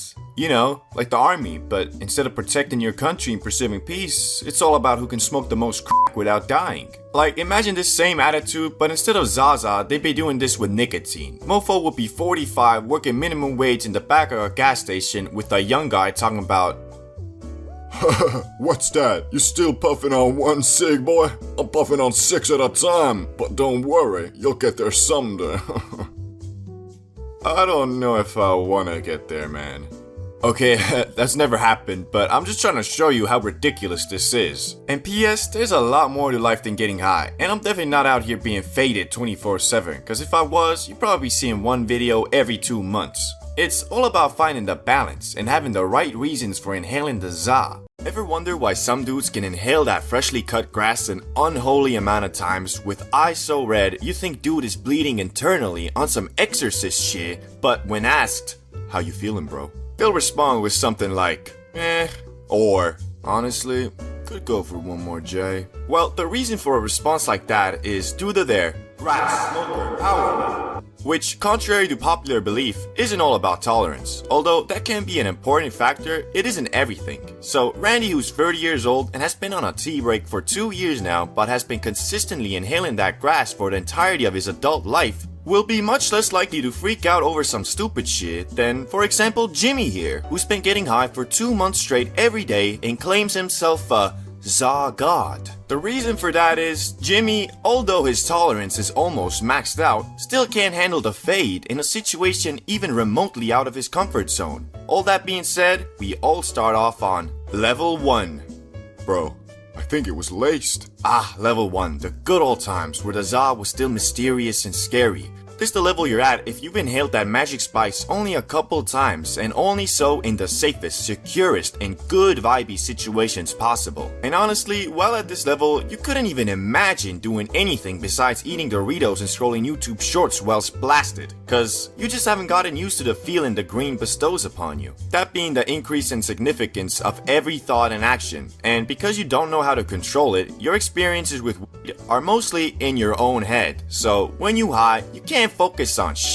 Like really, the only thing that seems to catch your attention for more than 10 seconds is that sweet, sweet flavor on those Sour Patch Kids that you never knew could explode in your mouth like that. Now, depending on if you getting blasted solo or with friends will determine your speed of leveling, cause usually if you with friends, you get used to the za more quickly because you're socializing. Plus, you know, there's always that one guy in the group that likes to mess with the newbies by getting them as high as possible and then being like, hey guys, let's go to the gas station. Which might seem whatever, but if it's your first time, you might just have a damn panic attack at that 7-Eleven, cause I swear, everybody is looking at you, and the cashier, he's onto you. Yeah, fuck that guy. Anyway, if you keep on eating grass, you'll move on to level 2. I am the Zaza God. Remember Jimmy, the self-proclaimed Zaza God? Yeah, well, he ain't quite the Za God he believes himself to be. To be honest, he barely a za foot soldier. Cause it's all good and fine if he gets blasted up to Mars in the comfort of his own home, but take that comfort away and you'll most likely find him walking behind the group on his own looking like a lost puppy. And the reason for that is, my man's thought that he's been high so many times he can be high anywhere, which sadly isn't the case. Think of tolerance as the size of your dick. It can be massive, destructive in nature, and uncontrollably powerful. But what does that matter if all you use it for is to jerk off? Same with tolerance, it's situational, so you can be unfazed by the za in the comfort of your own home, but as soon as that comfort is taken away, you a total noob again. Instead of focusing on the size of his T, Jimmy should have been focusing on upping his riz and going out and pulling some quality baddies, if you get what I mean. I'd say going from this level to the next is one of the biggest steps in between levels, cause to confidently say you a za god, you should be able to keep your cool in most public situations, even if everybody is staring at you and every car with a hint of blue is a FBI agent ready to take you away for good. You gotta be chill, like a cucumber. And if you do study the cucumber enough while bugging off the broccoli, you might just advance to level 3, Transformer Optimus Prime. This level is called Transformer because it's the level where your Zaza adventures completely transform. Instead of only smoking up at the comfort of you or your friend's home, you can now make plans in somewhat chill public areas like fast food places, cinemas, the park, the spa, or really anywhere where you know people will most likely be minding their own business. And because of this newfound power, you probably have also started blazing that green more, which depending on the type of person you are, it could start affecting your everyday tasks and goals negatively because although hard to admit, the Zaza can and will make you a lazy mofo if you let it. But as I said, it all depends on the shape of your character. So if you can control the inherent laziness the Za tries to curse you with and still keep on rolling with your goals without becoming a Dorito munching World of Warcraft playing stay-at-home hobgoblin, at some point you'll move on to level 4.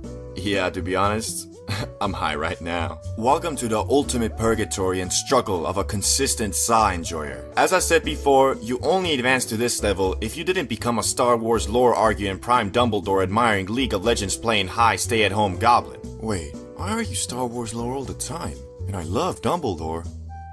Well, at least I don't play League of Legends.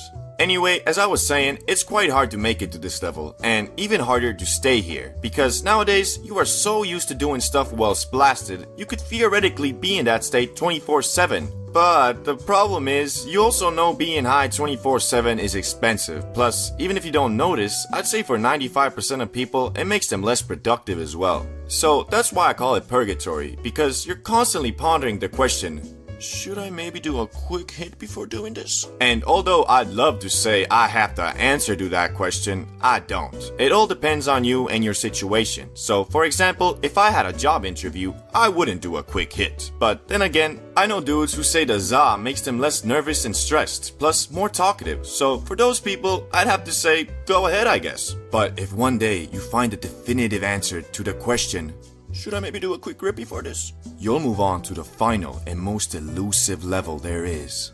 Level 5. Za God. You have entered into your own subconscious and from it dug out answers to humanity's biggest questions like, are we alone? Why are we here? Why is an 80-year-old man running for president again?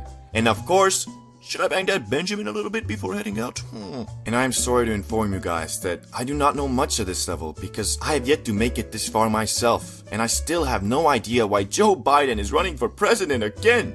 But I can tell you this much. This is the level that completely transcends tolerance, as you really don't even need to worry about that anymore, cause you know your body to the point you always know what amount is the right amount. Also, you have figured out the perfect formula for working hard and following your dreams, whilst also inhaling that Za and being a chill and interesting dude. Do you remember your first time smoking the Zaza? I bet you used either some type of makeshift Mountain Dew can where you inhaled more green paint than anything, or you rolled yourself an abomination of a spliff where half the stuff got stuck in the filter whilst you were standing there sucking on it like, bro, why this shit ain't working?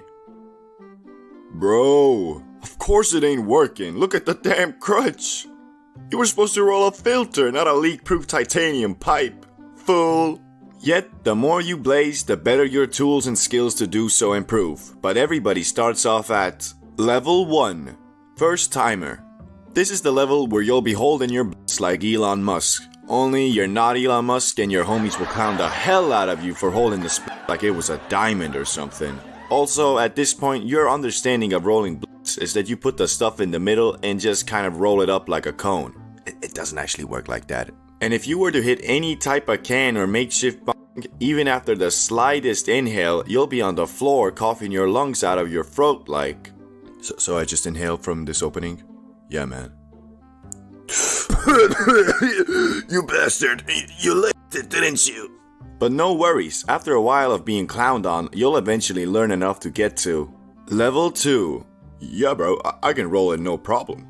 Even though you're still only a beginner, this is where your confidence is at its highest, cause you've rolled a couple splits and instead of them being completely unusable, the homies usually are like, $20 for something that isn't even necessary. Well, wait a month or so and you'll be on level 3. Schmack the diddly do. At this point, you've decided that the negative health implications of inhaling paint and plastic into your lungs is worth fixing with $23. And now that you have your own piece, your tolerance has gotten to the point where you can handle gravity sessions pretty well. There's really not much to say at this level, except you're the average smoker who can roll a quality spliff in a couple minutes, and you usually never ruin the group's vibe because you got too high. Well, that's until you get to level 4. What's a dab, bro? You've mastered the powers of a gravity bomb, but one day your friend invites you over to his place, thinking it's gonna be an average day of blazing and playing Warzone. But then he pulls out something that looks a lot like a vape, only it's not a vape, it's the key to the other side. You hit the Benjamin for the first time, and you find yourself completely obliterated. So much so that you think to yourself, never again will I hit the Benjamin, for the power is too much for a mere mortal to handle. Until you realize that normal bud just don't get you as high as you would want to get. So you get your own pen, and eventually you'll be on level 5, the double Benjamin. Now at this point, you've thrown your bong in a box somewhere and you use something that looks straight out of a Rick and Morty episode, a dab station. But to be honest, you're starting to miss the good old days of getting faded by just sharing a spliff with the homies. Cause at this point, unless you're hitting ridiculous blinkers with the double Benjamin, man, you barely feel high. So you decide it's time to take a tolerance break and ascend into level 6, Avatar, the master of all 4 elements. You've realized that chasing the next knockout high isn't really what blazing is about, and you now just smoke up at appropriate times with the appropriate tools. So if you're just trying to chill and play video games, you might just hit a quick rip from the bong. Or if you're going to the store, you'd roll a nice spliff. And if you're going to, let's say, an amusement park with your friends, well, that's when you might consider busting out the double Benjamin and getting faded than a hoe. The 5 levels of being high. Now, I bet you've seen a couple videos on this topic, maybe even mine, but since almost a year has passed and my knowledge and understanding of the magic green plant has grown tremendously, I thought it's about time to make the ultimate, definitive, most precise levels of high tier list on planet Earth. And to make it even more fun, for every level, I'ma be getting more high to give an accurate representation of what the level feels and sounds like. So let's get it started with level 1. Microdosed. This is the level where you don't really feel anything per se, but you can tell something is different. You have a slight mood boost and your body might feel a bit more elevated. So like if your legs were sore, they'd probably be more sore now, but if you're lying on your bed, well, its comfortability is probably up about by 10 to 15%. Nothing crazy, but it is noticeable. This, however, isn't enough to give you the giggles. So that Amy Schumer comedy special will still leave you wondering if my vagina is actually comedy or just poorly done slapstick humor. And since I'm currently at this level, I can tell you it also has no negative side effects, so I can still do everything without worrying if I'm too high. Anyway, let's move on to the first exciting level, and that is level 2. I'm feeling it. So you're feeling it, eh? Well, me too. This is the level where that Amy Schumer special might actually forcefully steal a giggle or two from you, but not because it's actually funny, it's more like you're laughing at her rather than with her. Anyway, since you're now feeling it, you also might be feeling that movie a bit more, or that video game. Shit, you might be feeling your own jokes a bit more. Got you laughing at your own thoughts, fool. This is also the optimal high if you still got stuff to do. Well, to be honest, if you got stuff to do, probably better to not be high, but at this level, it's still definitely doable, just a bit more difficult. Another way to look at it is, this is the high the workers at Subway are usually on. Although I have seen mofos way beyond this there too, but for the most part, this is optimal cause the loud hasn't got you moving slow-mo quite yet. As for me, I'm still able to read this script and pronounce my words just fine, so you probably can't even tell I'm high right now. But now it's time to get to the first level where a mofo can feel too high if he's not experienced. Level 3. Yeah, I'm pretty high. So here we are, pretty high. This is the point where, at least for me, doing anything besides leisurely activities is hard. Not impossible, nor undoable, but hard. If we take that Amy Schumer comedy special for reference again, as for some reason I like doing, it might just maybe have become funny, but you also realize you just high, so you turn it off and watch something else. Also, this is the first level where some thoughts might have become uncontrollable in the senses you just can't help but dive deeper into the fact that the bomb dropped on Hiroshima was almost 1,600 times less powerful than the Tsar bomb created and detonated by the Soviets in 1961 as a show of power to the US. But then you find out there's something called an antimatter bomb which could be even more destructive, but it's only a theory, but then maybe the US is developing it in Area 51 or something. Yeah, I think you get the point. But there is one sensation that is more powerful than your random thoughts, and that of course is the munchies. Coupled with the fact you're probably rocking some dry mouth right now, this in my opinion is the best level to be at if you're trying to stuff your face with enough trans fats to feed 50 hungry children. But you know, you already ate it also. Anyway, moving on to level 4. faded beyond belief. This is the point where if you're not in a safe space, you kinda screwed. Well, not always, but at this level, it's become almost impossible to practice rational thinking. I mean, if you were diving deeper into that nuclear bomb stuff at the previous level, then this is a point where you might start actually believing you are Oppenheimer himself. This stage is really not the best if you're looking to focus on a movie or video game or really anything because, well, your attention span is at the mercy of the za, and to actually enjoy this high, you just gotta go with the flow. As for me, it's getting pretty hard to read the script. If I look at the words for long enough, they kinda look like some ancient Chinese hieroglyphs. But anyway, if you're an actual lunatic, maniac, psychopath, Zaza destroyer, and considering hitting that gravity one more time, then be prepared for Level 5.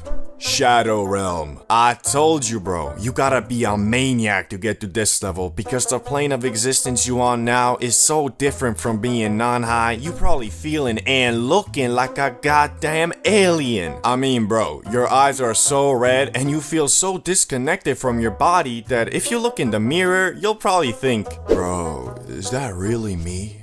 I'm so fucked up. Wait.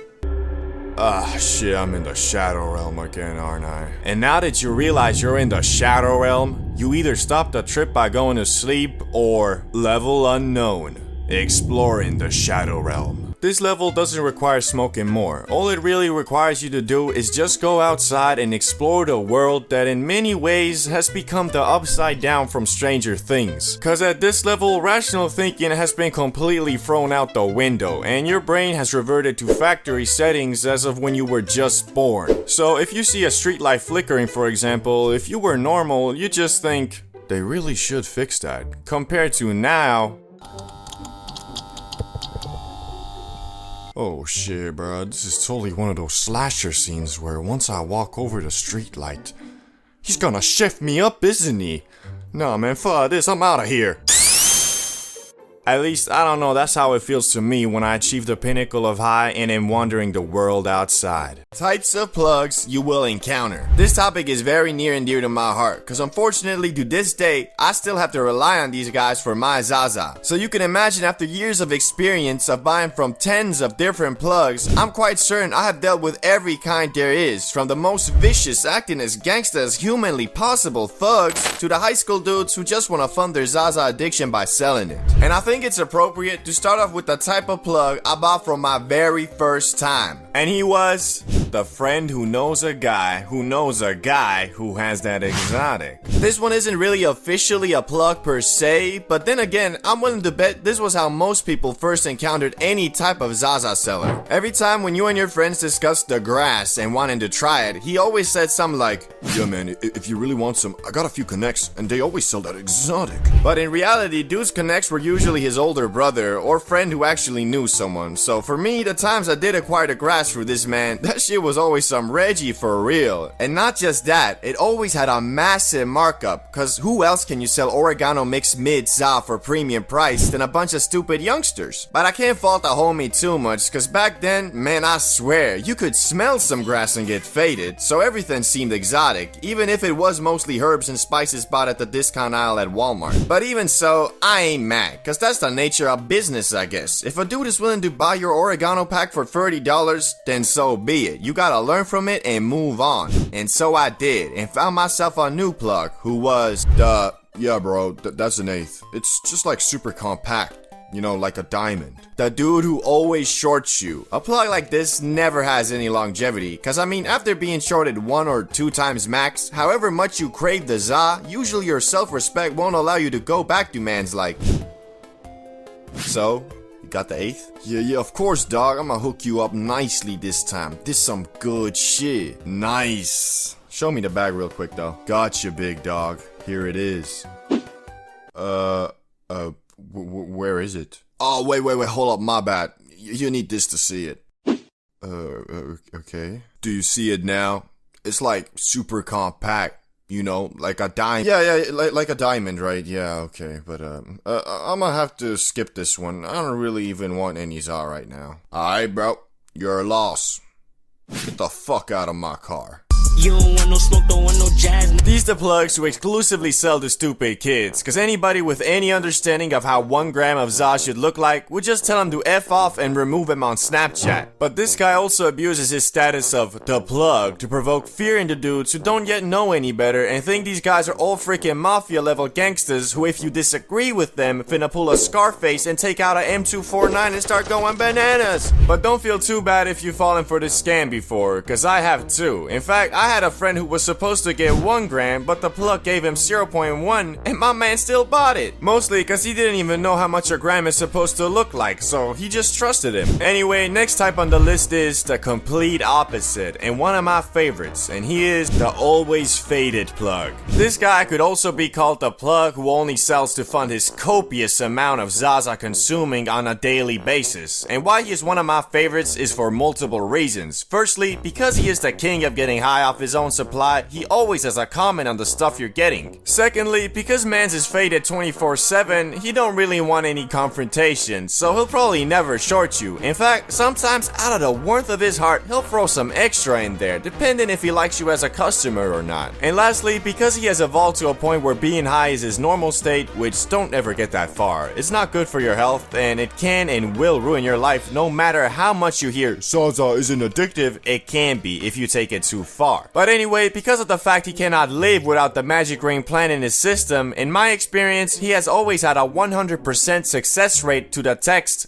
"Hey yo, you got any?" That meaning, mans is more reliable than a Volvo, mans is more dependable than James Bond, mans is more loyal than a golden retriever, god damn! The only problem for you, the customer, is he is usually pretty on and off on the plug-in business, because if you can get that addicted to za, it's usually a personality trait, so knowing that, this guy either smokes every day 24/7, or he is completely grass-free. And when he is grass-free, he disappears like the Avatar. So yeah. But now on to the next plug on the list, and he is the plug who should have probably started an actual business instead. This plug is quite rare, and I've only ever met one of these mofos, but oh boy, what a roller coaster ride it was. I remember it like it was yesterday. I was looking for some grass, so I hit up my usual plug, only for him to inform me he is, quote, out of the game, but will give me the Snapchat of a guy who is, quote, new to the game. And so he did, and after writing mans asking for some grass, he told me to meet up near a construction store. And since this was a while ago, I ain't have my license yet, so I ran me an e-scooter and rolled up. And the person who greeted me was none other than Mr. Invisible. Yeah, no, that was like his actual Snapchat username. Anyway, it was the short guy who kinda looked like a goblin, but he seemed quite serious and was the first plug ever to write me afterwards asking, how was the stuff? And after replying, he also gave me a freaking affiliate program. Not for real. He told me every friend I link him up with, he will give me $20 if they ever buy from him. I ended up not doing that cause it kinda seemed ridiculous. Like, bro, you sell grass, not fucking VPN subscriptions. But over the next 6 months, I would see this man build a Snapchat grass cartel. Dudes was posting stories every day of his illegal activities like he had the cops under his payroll or something. And funniest part was, over the 6 months that I acquired the grass from him, I saw how his $10 camo pants and $15 Shane jacket turned into Gucci pants and an Armani jacket, like goddamn! Bro was really trying to be the local Scarface, and dudes even had mofos working for him. Like sometimes I'd write him and he'd literally reply, come here, I'll get an employee to bring it to you. Employee? Bro was acting like he Mr. Krabs, sending SpongeBob to secure the secret formula. But unfortunately, his plugging career ended in about 6 months, where he sent us off with a heartwarming goodbye on his Snapchat story reading, greetings, my beloved customers. I am informing you all that I will unfortunately no longer be your plug, as I am moving on. It was great while it lasted, and I wish you all the best. As for the Zaza, I mentioned 3 people in this story who will fill my shoes in this field. Stay cool. Peace out. And the craziest part is, I'm not making any of this up. This dude was a legit comedy movie character, and his personality reflected it. He was like the generic Slav trapper guy who tried his hardest to act as gangsta as humanly possible, and every sentence man said had to have at least 2 curse words. So yeah, although he is the most memorable plug I've ever had, he definitely wasn't my favorite. That spot has to go to the friendly neighborhood plug. The best plug a man can ask for. This would be the dude that lives close to your neighborhood neighborhood, so you don't have to travel around the whole of Skyrim just to get some za. But if that wasn't enough, this the plug that also, as the name suggests, is friendly and doesn't act all gangsta, nor shorts you for no reason, nor is high 24/7, he's just a chill, reliable guy. And sometimes he'll even come to you, cause you live in the same neighborhood and he enjoys riding his bike while flipping packs and making racks. And unfortunately, however much this dude is just a normal human being, in the field of plugs, well, he's like a diamond. Very rare. So if you got yourself a plug like this, be thankful for your blessings, cause your next one is probably gonna be the usual local wannabe Pablo Escobar. But hey, plugs usually switch like every 4 months anyway, so don't be discouraged when yours is, well, weird. Socializing high. You ever tried holding a conversation while being blasted?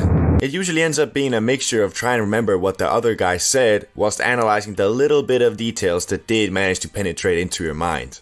Just recently, I had a guy come up to me at the store like, should I get the spicy ones or the cheesy ones? Hey bro, what you doing at Walmart? Who is this guy? Ah, yeah, we met at that party a month ago. Oh yeah, I should say something. Yeah bro, just chilling. Just chilling at Walmart? That's cool that you could just chill like that. What does that even mean? My mom just died yesterday. Should I say something to add to it? I don't know where to go. No, it's too long already. I'm gonna be homeless soon. Wait, what's this guy talking about? So yeah, just been really sad because of that lately. Yeah man, I get you. But don't worry, cause there's always a bright side at the end of the tunnel, man. Bright side at the end of the tunnel?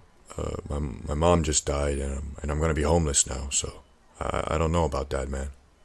I'm sorry, bro. I didn't know. But I just told you 10 seconds ago. Okay, see you, bro. Hope things get better soon. What was that guy talking about? I don't know. I think I'll take the spicy Doritos.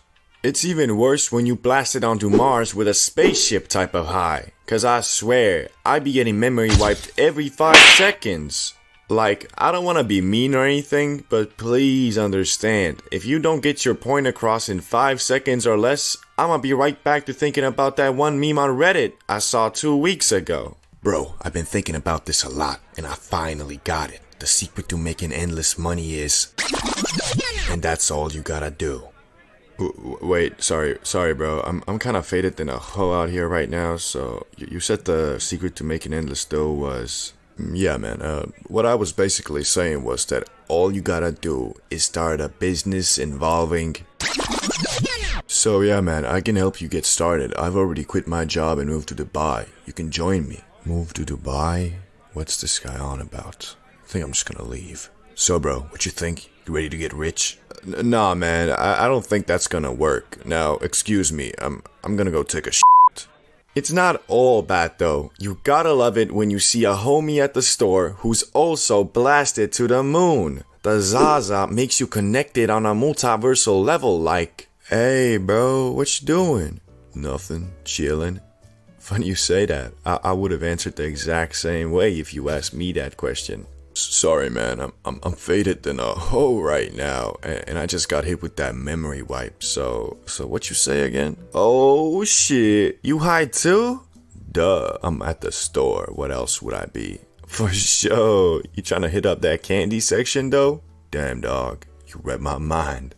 Unfortunately, social situations can be pretty tough if you're not an experienced blazer, especially if you're talking to people you want to leave a good impression on. But remember, if you're ever in irreversible trouble and you have no idea what to respond, just say, that's crazy, bruh, but I'm way too faded right now.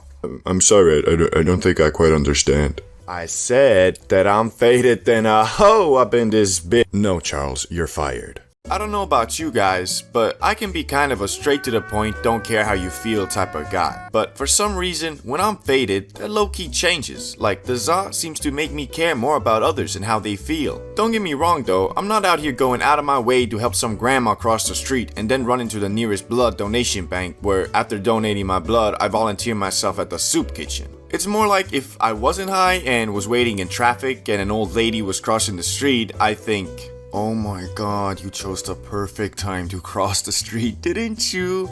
Now I have to sit here like an idiot. I got to do, woman. Move! Compared to if I was theoretically high. Look at that grandma crossing the street. I wonder where she's going. Probably to see her grandkids. just wonderful. So yeah, I guess the za makes me more inclined to other people's problems in life, whereas if I'm not faded, I seem to focus mostly on my own without taking into account others. But it's not that simple if we're trying to answer the question of, does being high make you a better person? Because another way to look at it is, it just makes you more lazy. Like the example of the grandma crossing the street. What if the difference in reaction is not that of me being just a great all-around guy, but the za just making me forget why I was in a rush in the first place? Being annoyed, stressed, nervous, etc., although not nice feelings, are symptoms of doing something out of your comfort zone. And doing something outside that zone is really the only way to get anywhere in life. Think about it. Do you know anyone who is actually successful in anything without frequently being stressed? You probably don't. Well, you might, but that dude is just probably some snobby rich kid who embezzles funds from their dad's yacht maintenance fund into their shitty little company they started with their friends that they only use to make it seem like it's them who's making money, when in reality all they're doing is taking funds from their rich parents and putting them into their pocket and telling everybody I worked for it, but hey,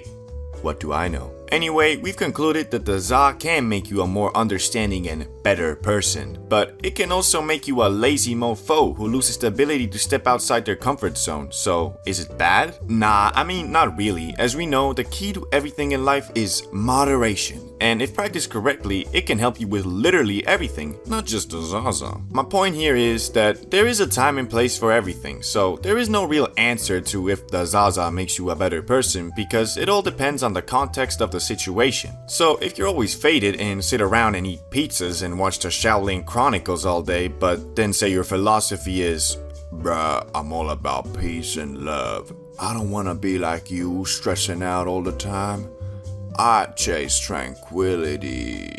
Your argument is not valid to anyone who is trying to achieve something in life besides tranquility. But then again, it goes the other way around as well. So a 24/7 stressed out, always working, never resting dude would say something like, if you want to make it anywhere in life, you can never rest. You gotta outwork everyone, even if that means drinking 6 energy drinks a day, vaping 24/7 to stop the disease of feeling tired, and you gotta sleep a maximum of 4 hours a day to maximize your work time. And obviously, you gotta work out at least 3 hours a day to build that muscle. Like, bro, chill. You might be rich, but what does that matter if you die at 35? Obviously, these are two extremes, both at different far ends of the spectrum, and really, you should try to position yourself somewhere in the middle. There is a time and place for everything, especially for the green magic plant, because if you start frequently using it, it really does take your edge away, and if your goal for life isn't only tranquility, then that is definitely a bad thing. Then again, if you're an uber-focused person who finds it very hard to relax even when they should be, then the Zaza can definitely help you in that department and give you a well-deserved break. And dare I say, it can even make you a better person. Or at least make it seem like it to the people around you, cause in reality, you're the same guy, just on a different planet. For example, here are some everyday situations whilst high versus when you aren't. Number 1, someone asks you to do the laundry, but you're not high. Hey bro, can you please do the laundry? Okay, I will. Versus if you are high, hey bro, can you please do the Shh, of course I'll do the laundry. You did it last time, it's only fair. Second situation, you're stuck in traffic on a sunny day, whilst you're not high. How long is this shit gonna take? I should've just taken the second road. Versus when you are high, ooh, is that a new Porsche? Damn, that guy must be rich. So nice just bathing under the sun in this traffic. Oh shit, I gotta move. Number 3, you're in the cinema and you're high. This is awesome. Versus you're not high, this is lame. Okay, the last one didn't really add anything to the video. I just really like being high in the cinema. Anyway, I hope you learned something from this video and maybe achieved tranquility. You know, back in the day, if you wanted to get high discreetly, well, sorry bro, but there was no way. I mean, you got the J, which stanks up everything. You got the bong, which although doesn't stank as much, where you gonna hide it? Imagine trying to sneak by your parents on some... What you doing dropping shit at a time like this, boy? Downstairs, I came down, I wanted a glass of water, yeah. Boy, you must be neurologically disabled if you think that'll excuse you from breaking some dusty-ass dollar store piece and spilling bong water all over my goddamn living room. No, it's... Here, take a smack of this shit. It'll get you proper, boy. Well, that sounds like a pretty fun... Anyway, point is, you're not gonna be hiding that shit for long. Only real option you had was the pipe. But bro, at that point, you sacrificing everything you got for one high. Like, I swear, the pipe is the last way anybody in their right mind wants to get faded. Every time I hit it, it's like my lungs and throat revert back to factory settings. Like I ain't never inhaled anything besides O2 before. Basically, by smacking the pipe, you're hurting your lungs and throat to the point it kind of fucks up the first 30 minutes of your high. And that's exactly why when the first Benjamin was invented by the scientists at Yodiland, it changed the game, bruh. Never before could you get obliterated on the go regardless of where you were or what you were doing. And thanks to that, getting high has become so damn easy, you got motherfuckers making obliteration their normal state. Never before could someone do anything even remotely sus and you could just assume they were fucking high. My man had sunglasses on for no reason, faded. Dude was staring somewhere for a bit too long, obliterated. Dude went to White Castle for a culinary experience.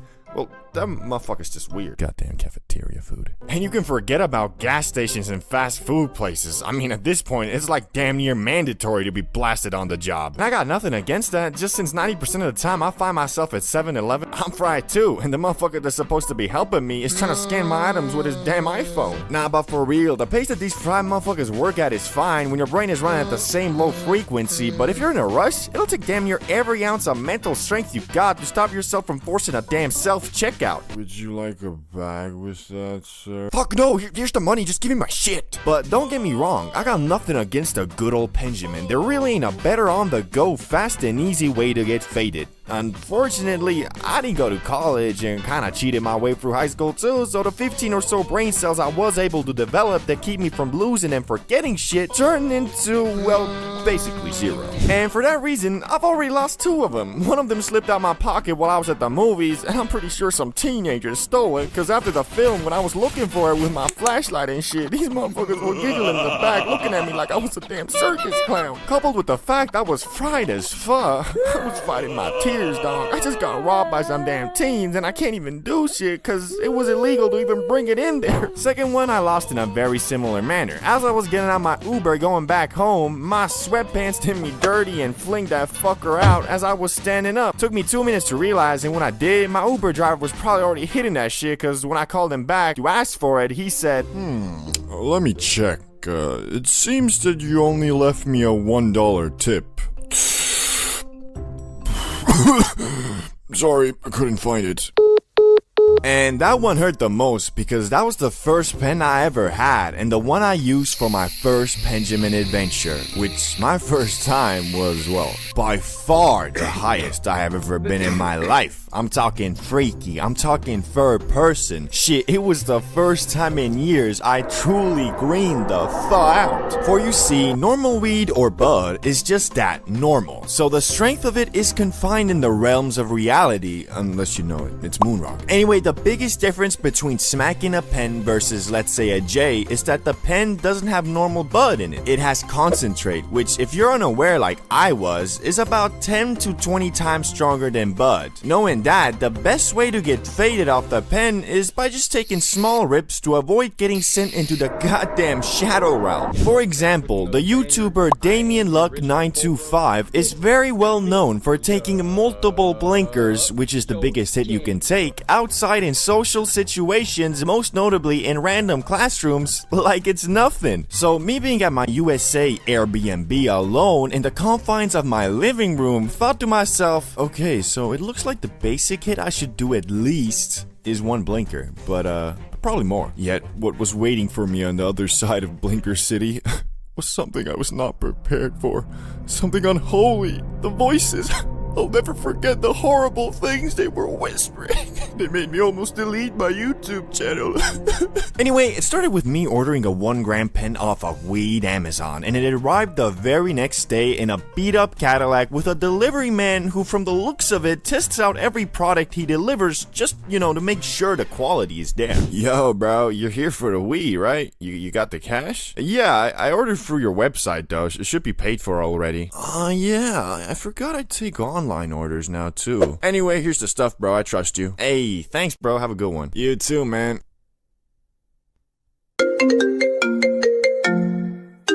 Hello So, Mr. Bro, we got a delivery for you from Weed Amazon that should be arriving in an hour or so. Will you be home then? Wait, didn't I just... I'm a gorilla in a fucking scoop. Gonna pull up in the zoo. Oh, I better get out of here. So I went back to the crib, Benjamin in hand, and prepared myself to get faded. And obviously, I went for a blinker my very first hit. But since I had never smacked a pen before, I inhaled it for about 4 seconds and stopped because it was so light on my throat, I thought it wasn't working, but it actually was. And from that 4-second puff, I was already quite bamboozled. But since I have this weird rule of every time I get new stuff, I break it in by doing a massive hit, I thought, well, fuck. I was supposed to do a blinker, and went for it again. I inhaled and inhaled for a good 8 to 10 seconds, but the thing just wouldn't fucking blink. It got to the point where there was tears coming from my eyes and my throat was begging me to stop, and it ended up like...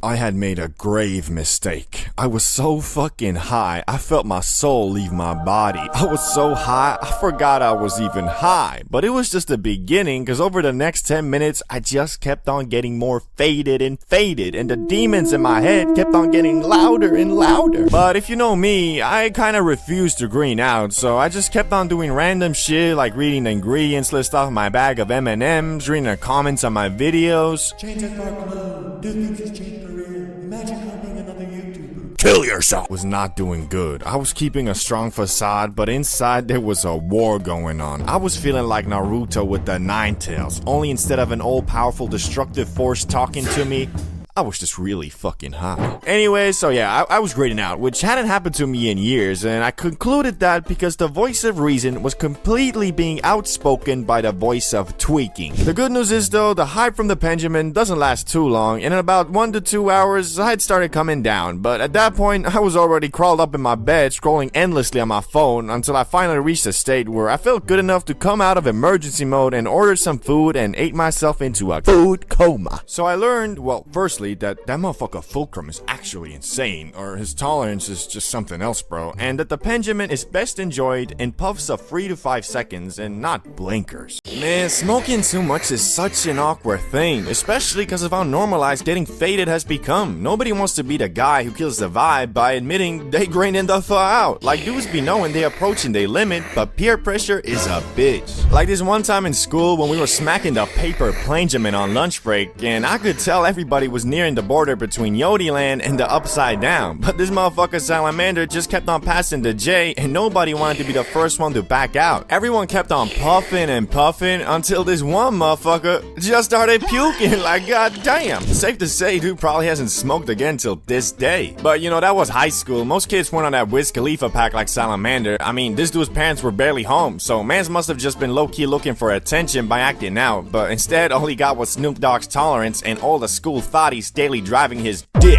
Some of you might not even know what it feels like when you smoke too much though. Shit, I know I didn't. My dumbass always just concluded that the stuff was laced, which looking back at it now makes me feel like a dinglebop for real. I mean, how you gonna smoke way more than you usually do in a situation you're not super comfortable in and then blame it on the weed? It's like a drunk driver suing an alcohol brand for making him unable to drive straight. Shit, it's like going to the store and buying too much food and then blaming the cashier for not stopping you. Like, bro, it's not on Jimmy the Plug God. Dude is probably smoking the same stuff as we speak.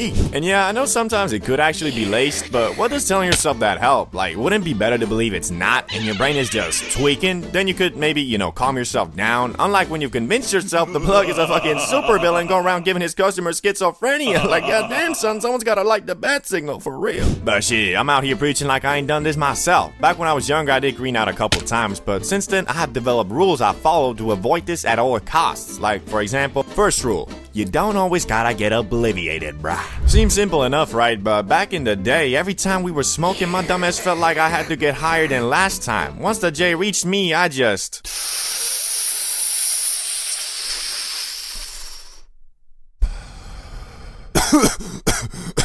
Thanks, bro. You guys got another one? Bro.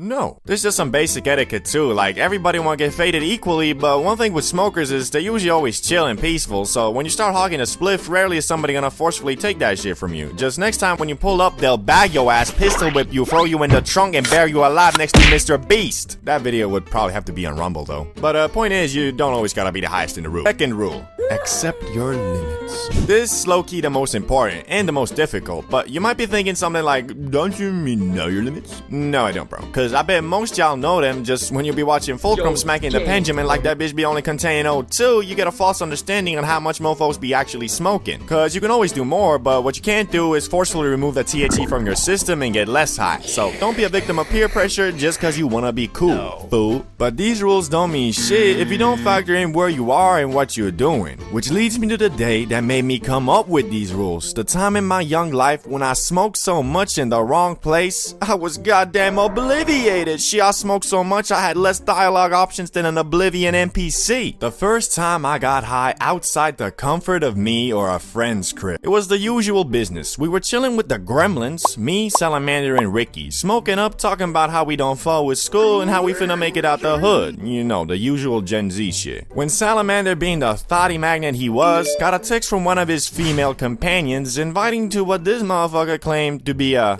chill hangout spot. Although I do trust the homies, knowing Salamander's track record, I was a bit sus, cause I seen the places this dude hangs out at. I'll be waking up at the middle of the night to take a piss, then check the snap only to see dudes partying at some straight up trap house bugging off fucking ketamine. Okay, can't say that on YouTube, but let's just say it wasn't weed. Anyway, you know the drill. I don't wanna go, Salamander uses his 99 speech, convinces Ricky, now it's a 2v1, and I fold. Epic victory royale. But I agreed only under the condition that none of us drink nor do anything else but smoke the Lord's loud, because it was a motherfucking Thursday after all, so I wasn't trying to pull up to school smelling like a bum, acting like a depressed middle-aged man from The Hangover. Looking back at it though, that was probably the wrong call, cause, well, you'll see. So we're walking to the crib and Salamander lights up this comically big J that he rolled back at his place with a week's supply. While we're almost finished puffing and on the edge of obliviation, I see this super dope house that seems to be having a party, so I excitedly asked Salamander, "Yo, is that the spot?" Bro, okay, that place does seem pretty dope. Oh yeah, that's the spot. Glad you fought with it. Some people are kinda put off by it from the initial appearance. Anyway, let's just go in. Yeah, it looks pretty cool. You first though. Where are you going? What do you mean? The crib, bro. Leave it to Salamander to have you walk through an amazing street filled with beautiful houses and lead you to the only one that looks like Shrek's vacation home.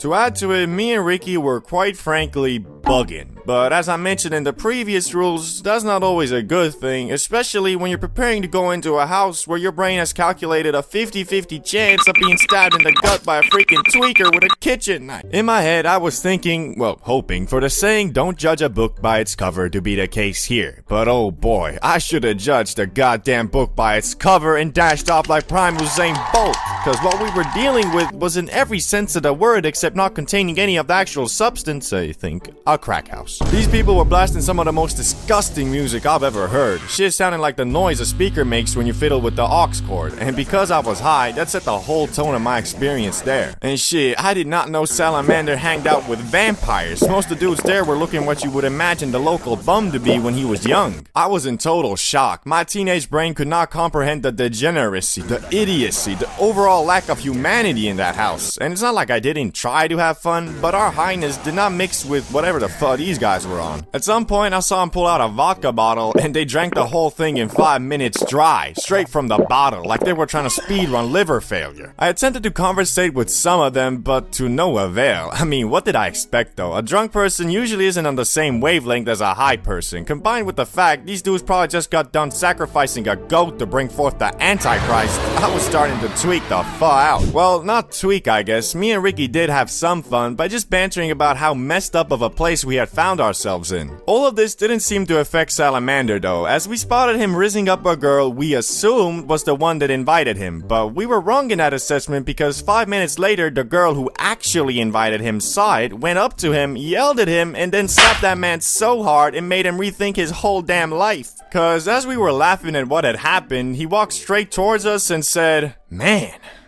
you guys want to do some ketamine?" Nah, he actually told us that this was probably a bad idea and that he's ready to leave if we are. Good thing too, cause if that girl hadn't slapped some sense into him, Salamander might have gone on to do the thing I mentioned like 3 times in this video. So anyway, we went back home at like 2 AM or something, put on some WWE on the TV, prepared to gleep, and got obliviated.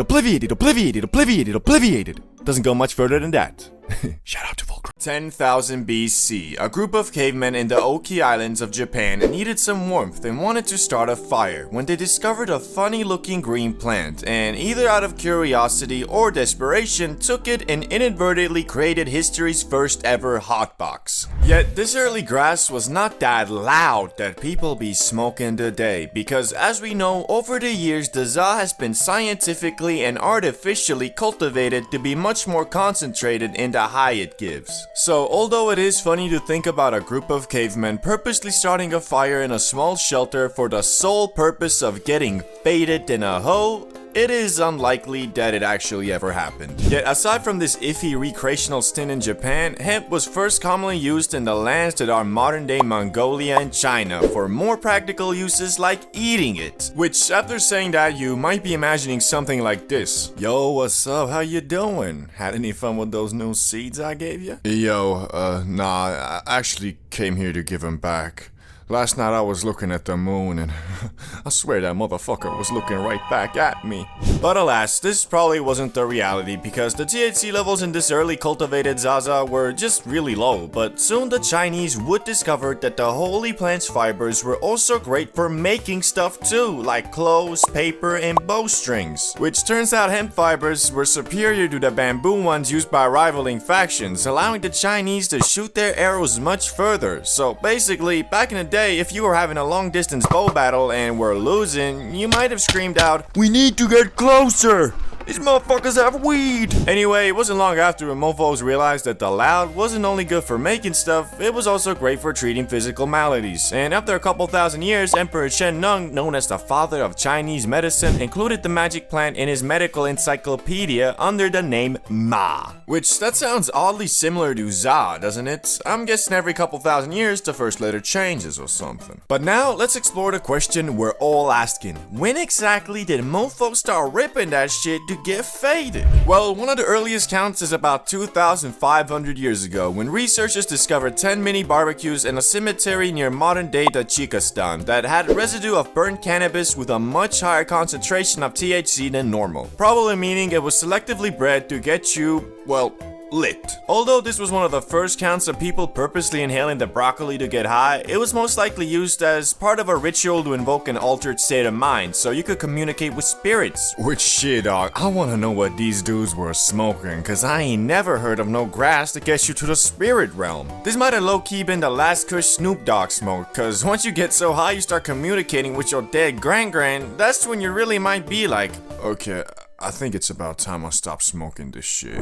Since cannabis, for one reason or another, proved to be quite the useful plant, people started trading it around the world as soon as it was domesticated. Which the only people who didn't really fuck with the Zaza were Europeans, who preferred getting hammered instead. Which is low-key reflected in modern times too, especially in the northern countries where once you turn 18, you can drink as much poison as you want, but if you want a blaze, well, you might be looking at a little bit of jail time, my boy. But now, let's quickly go over the uses of cannabis throughout different cultures so we can move on to the modern age, starting with Hindus. They made something called bang, an edible cannabis paste that had medicinal properties but also got you high. This could be added to a variety of foods and drinks, which this bang was the preferred food of the Hindu god Shiva, making him in my eyes the god of edibles. Disclaimer, that was a joke. Islam. Here the za was called hashish and was introduced about 1,000 years ago, which hashish wasn't strictly forbidden in the Quran at first, so a lot of Muslims ate it for its medicinal and relaxation properties. But later, Egypt basically banned it, and also the Quran was revisited by many and reinterpreted to include hashish to be banned just like alcohol. The Vikings. These dudes basically used the za to make rope, sailcloth, and other things, but also for its medicinal properties, mostly to relieve pain, and to date there's no hard evidence that they consumed it for its recreational use, but you know, maybe they should have, because they were quite the horrendous savages and murderers, so it might have made them think a little bit about peace and love. But what about America, England, and the actual global world powers? How did they react to weed?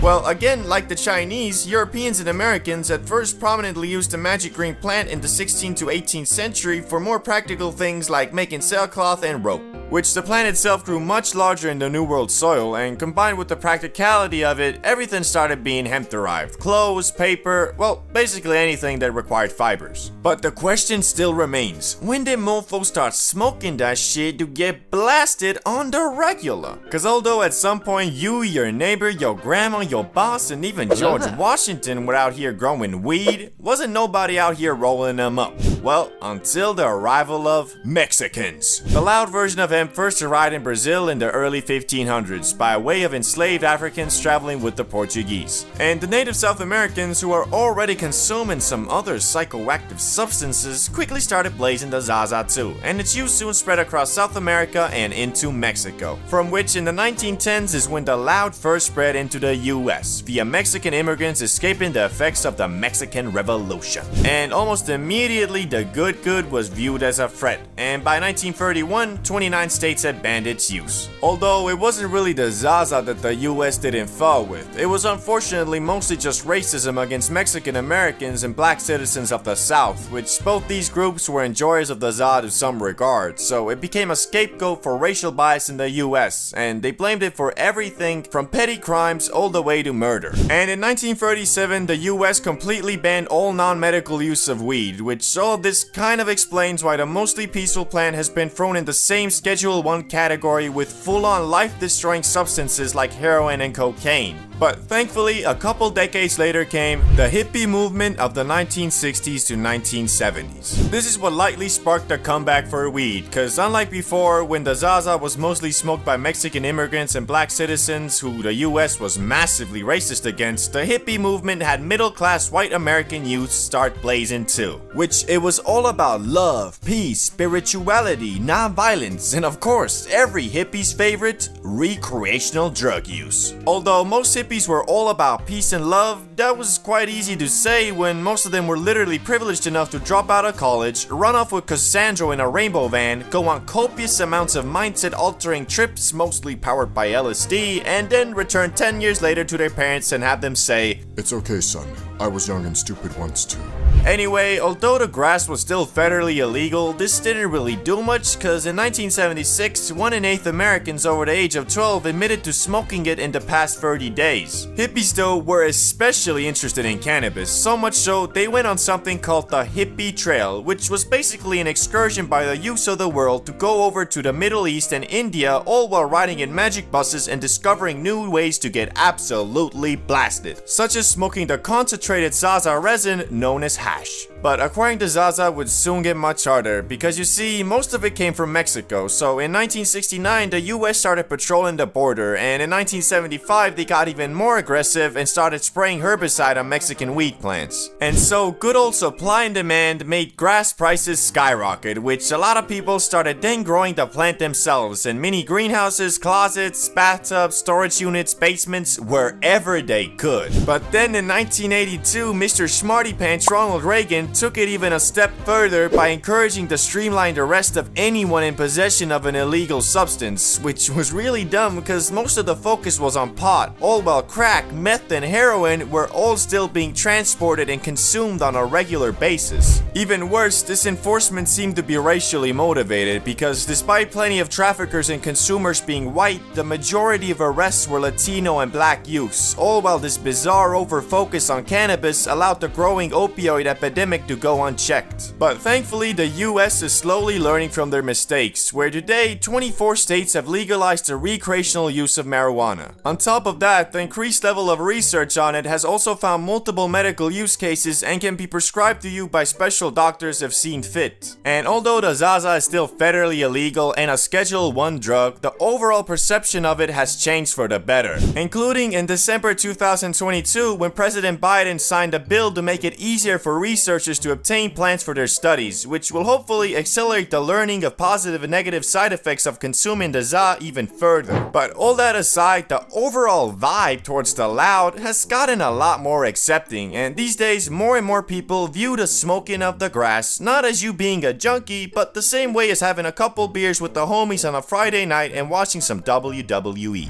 I think we've all been to a carnival at least once in our lives. They are usually very, well, fun is the wrong word to describe it. I'd say interesting, I guess. So when my main man Salamander hit me up a couple years back and was like, "Hey yo bro, have you been to the town square? It's that time of year again." What time of year? New Year's a ways away, bruh. Nah, bruh, even better. What could be better than New Year's Eve? Bro, the Carnival. The Carnival? Yeah, man, the Carnival. That's kinda gay, bruh. Man, shut up, fool. You just mad cause you ain't got no hoes. You ain't got no hoes either, man. What about that girl at the party last week? Bro, you were so wasted you ain't even remember that it was the host's mom trying to escort you out. Fool. Okay, whatever, man. You wanna come or not? Yeah, I think I'm gonna pass. Shit's a waste of money and I'm dead broke. We can get high before at my place, you know.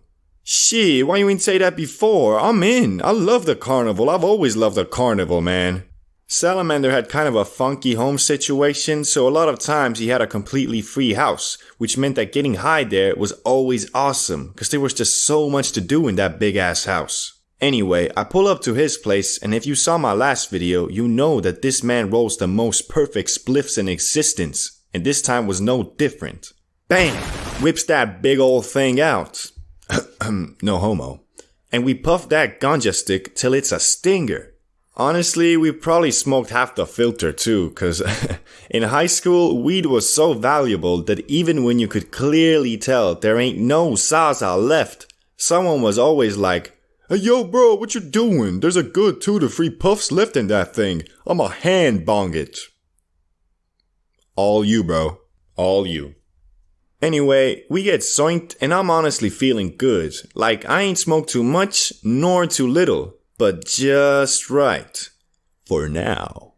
We start walking to the Carnival and I'm starting to get more high. But I know that's just cause I ain't laying on the couch eating Oreos no more and I'm actually outside embarking on a quest with my guide Salamander. So we get to the Carnival and man, this place ain't what it used to be. I guess that's probably cause all of the animal right movements and stuff, but it looks like a retirement home for washed up circus clowns. Speaking of clowns, there was obviously also a circus show that was gonna be happening soon, so we went ahead and bought some cotton candy and popcorn and sat down waiting for it to start. Hey, it's starting bro, check it out, this finna be fire.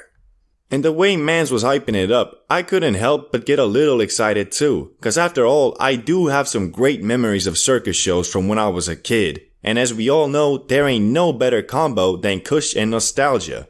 Except for maybe Kush and Twinkies. Anyway, they start announcing the show. Ladies and gentlemen, what you have all been waiting for, the tamer of lions, the conqueror of the jungle, the one and only, Magistro! Bruh, who the fuck is that guy? Man looks like Joe Biden's less successful brother. Shit, man, you right. I might have overhyped the Carnival a bit, I guess. You wanna leave? Nah, bro, it's alright. This finna be funny as hell. Maybe I'll even do a flip. Now, there are two ways something can be entertaining. Either it's well thought out and executed, or it's a complete disaster and so bad that it's good. And this Carnival show was the latter. We were sat there laughing like maniacs from how much they hyped this man Magistro up on everything he did and how anticlimactic it all turned out to be. Even though it did hurt to watch my childhood memories of lions jumping through fire hoops and acrobats doing quadruple backflips whilst riding on a horse destroyed by the one and only Magistro, it was still funny as fuck. I think you guys know high school, and in particular high school bathrooms, were the go-to spot to go vape. And I mean, there was just something about those dirty sinks and broken urinals that screamed, "Come vape here." But anyway, if you watch some of my videos, you probably know I'm not much of a puffer, but there was a time when a young high school CBD bro actually owned his own shitty little dollar store vape. But how I got it is pretty damn ridiculous. It was a normal school morning, and as usual, me and some friends were just hanging out at the corridor, chatting, playing mobile games, you know, the usual, when one of the dudes from the parallel class runs up on us and drops a massive bomb on everybody. Hey, do you guys know what's happening today? Do you know?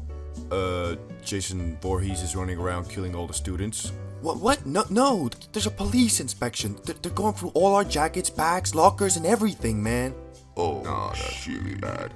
To me, this was whatever, cause I mean, I had nothing to hide. To be honest, I didn't even have a bag or locker for most of my time in high school, cause there was no need, being that I didn't even have any of the textbooks. But alas, most of my friends were panicking hard, cause a lot of them had a vape liquid, shit, some mofos were even carrying a bag of that exotic. And because of the police raid, everybody who had these banned items were presented with 3 real options, each with their own set of positives and minuses. Number 1 was the most simple but least rewarding. It was just to straight up throw away your vape or try to hide it somewhere outside the school grounds. Although the latter was near impossible, cause the school was kinda monitoring students trying to leave. The upside though with this was that it was real simple, stress-free and easy. Downside being, to some of these dudes, their vape was their baby, and if it was an expensive one, it was kind of out of the question, cause $50 back then was months of saving. The second option was to YOLO it and try to hide the vape in school or on school grounds. Now, most dudes didn't even consider this an option, and I don't know why. Mofos were on about, yeah, but if they find it, it's got my DNA on it. Like, bro, who do you think you are? If you really were out here flipping packs like Pablo Escobar and on the police most wanted list, you probably wouldn't be in high school. I bet they were watching too much CSI investigation, or I don't know, were bugging off that paranoid pack, cause that just seems stupid to me, even back then. But alas, this paranoia is what kinda led me to purchase a vape, because the third option was sell your vape for a massive discount. And a lot of mofos did this, and me being the businessman I am, I took this opportunity to purchase a fine machine that I looked up and found to cost around $35. Now, how big was this discount, you might be wondering? 20, 30, 50%? No. I purchased myself a fine vaporizing machine for the price of $2 and half of my double Snickers bar, although it wasn't quite the deal it might seem. So here I am, it's about 10 AM, next class is gonna start in like 10 minutes, and I'm brainstorming, trying to think of the perfect place to hide this thing. I considered putting in one of those tissue dispensaries in the bathroom, cause they were really easy to open and it seemed like the move. But then I thought, what if someone got a major case of diarrhea or something and end up emptying it out only for my vape to pop out? And worst case scenario, he tells the teacher and they devise a plan to catch me lacking at the end of the day when I try to go retrieve my vape. So yeah, I was kind of on that paranoia pack too, but what I ended up doing is actually a lot more complicated and devious. You see, inside the school grounds, there were a couple good areas, one being the running track that was covered by these rubber mats that you could lift up and just about squeeze a smaller vape in. The only problem was, everybody thought of this, and by the time I went outside to stash my vape, I saw like 4 or 5 dudes all walking back from the track looking all sus. I just assumed everybody had hidden their piece there, so I had to think of something else, cause I ain't trying to copy others. And what I came up with was genius. I hid my vape near this big ass vent that regulated the school's climate, I think. There were these stone slabs there, you see, and after wrapping my vape up with rubber bands and toilet paper, I lifted up the slab and stashed it there. Genius. Well, it would have been if not for one crucial mistake, the single flaw in my master plan. Being so proud of my devious plot, I decided to tell like 5 or 6 friends of this, only to be betrayed and have my vape stolen by Ricky. But it took me a good month to figure that out, as he had taken the vape for personal use, I guess. I really don't know. Oh, one thing I forgot to mention to you guys is the vape, well, it was kinda broken. At the time I couldn't tell cause I didn't know jack about him, but every time I tried to inhale it, it gave off this burning taste and would make the smallest of clouds, so I couldn't even do them cool little tricks. Eventually, I ended up getting that vape back, but at that point, I was kinda done with it, so I just kinda brought it to school one day and threw it off the 5th story and watched how the $2 half Snickers bar investment was shattered into millions of pieces, and my dreams of making a 5 to 10x return on investment were dead. Oh, and it turns out the police weren't even there to manhandle the students and take their vapes. They were there to check on some equipment that had accidentally gone off during a fire alarm or something. So yeah, never trust a dude who looks like he's being chased by a serial killer cause his vape might be taken away. That's like the moral of the story, I think.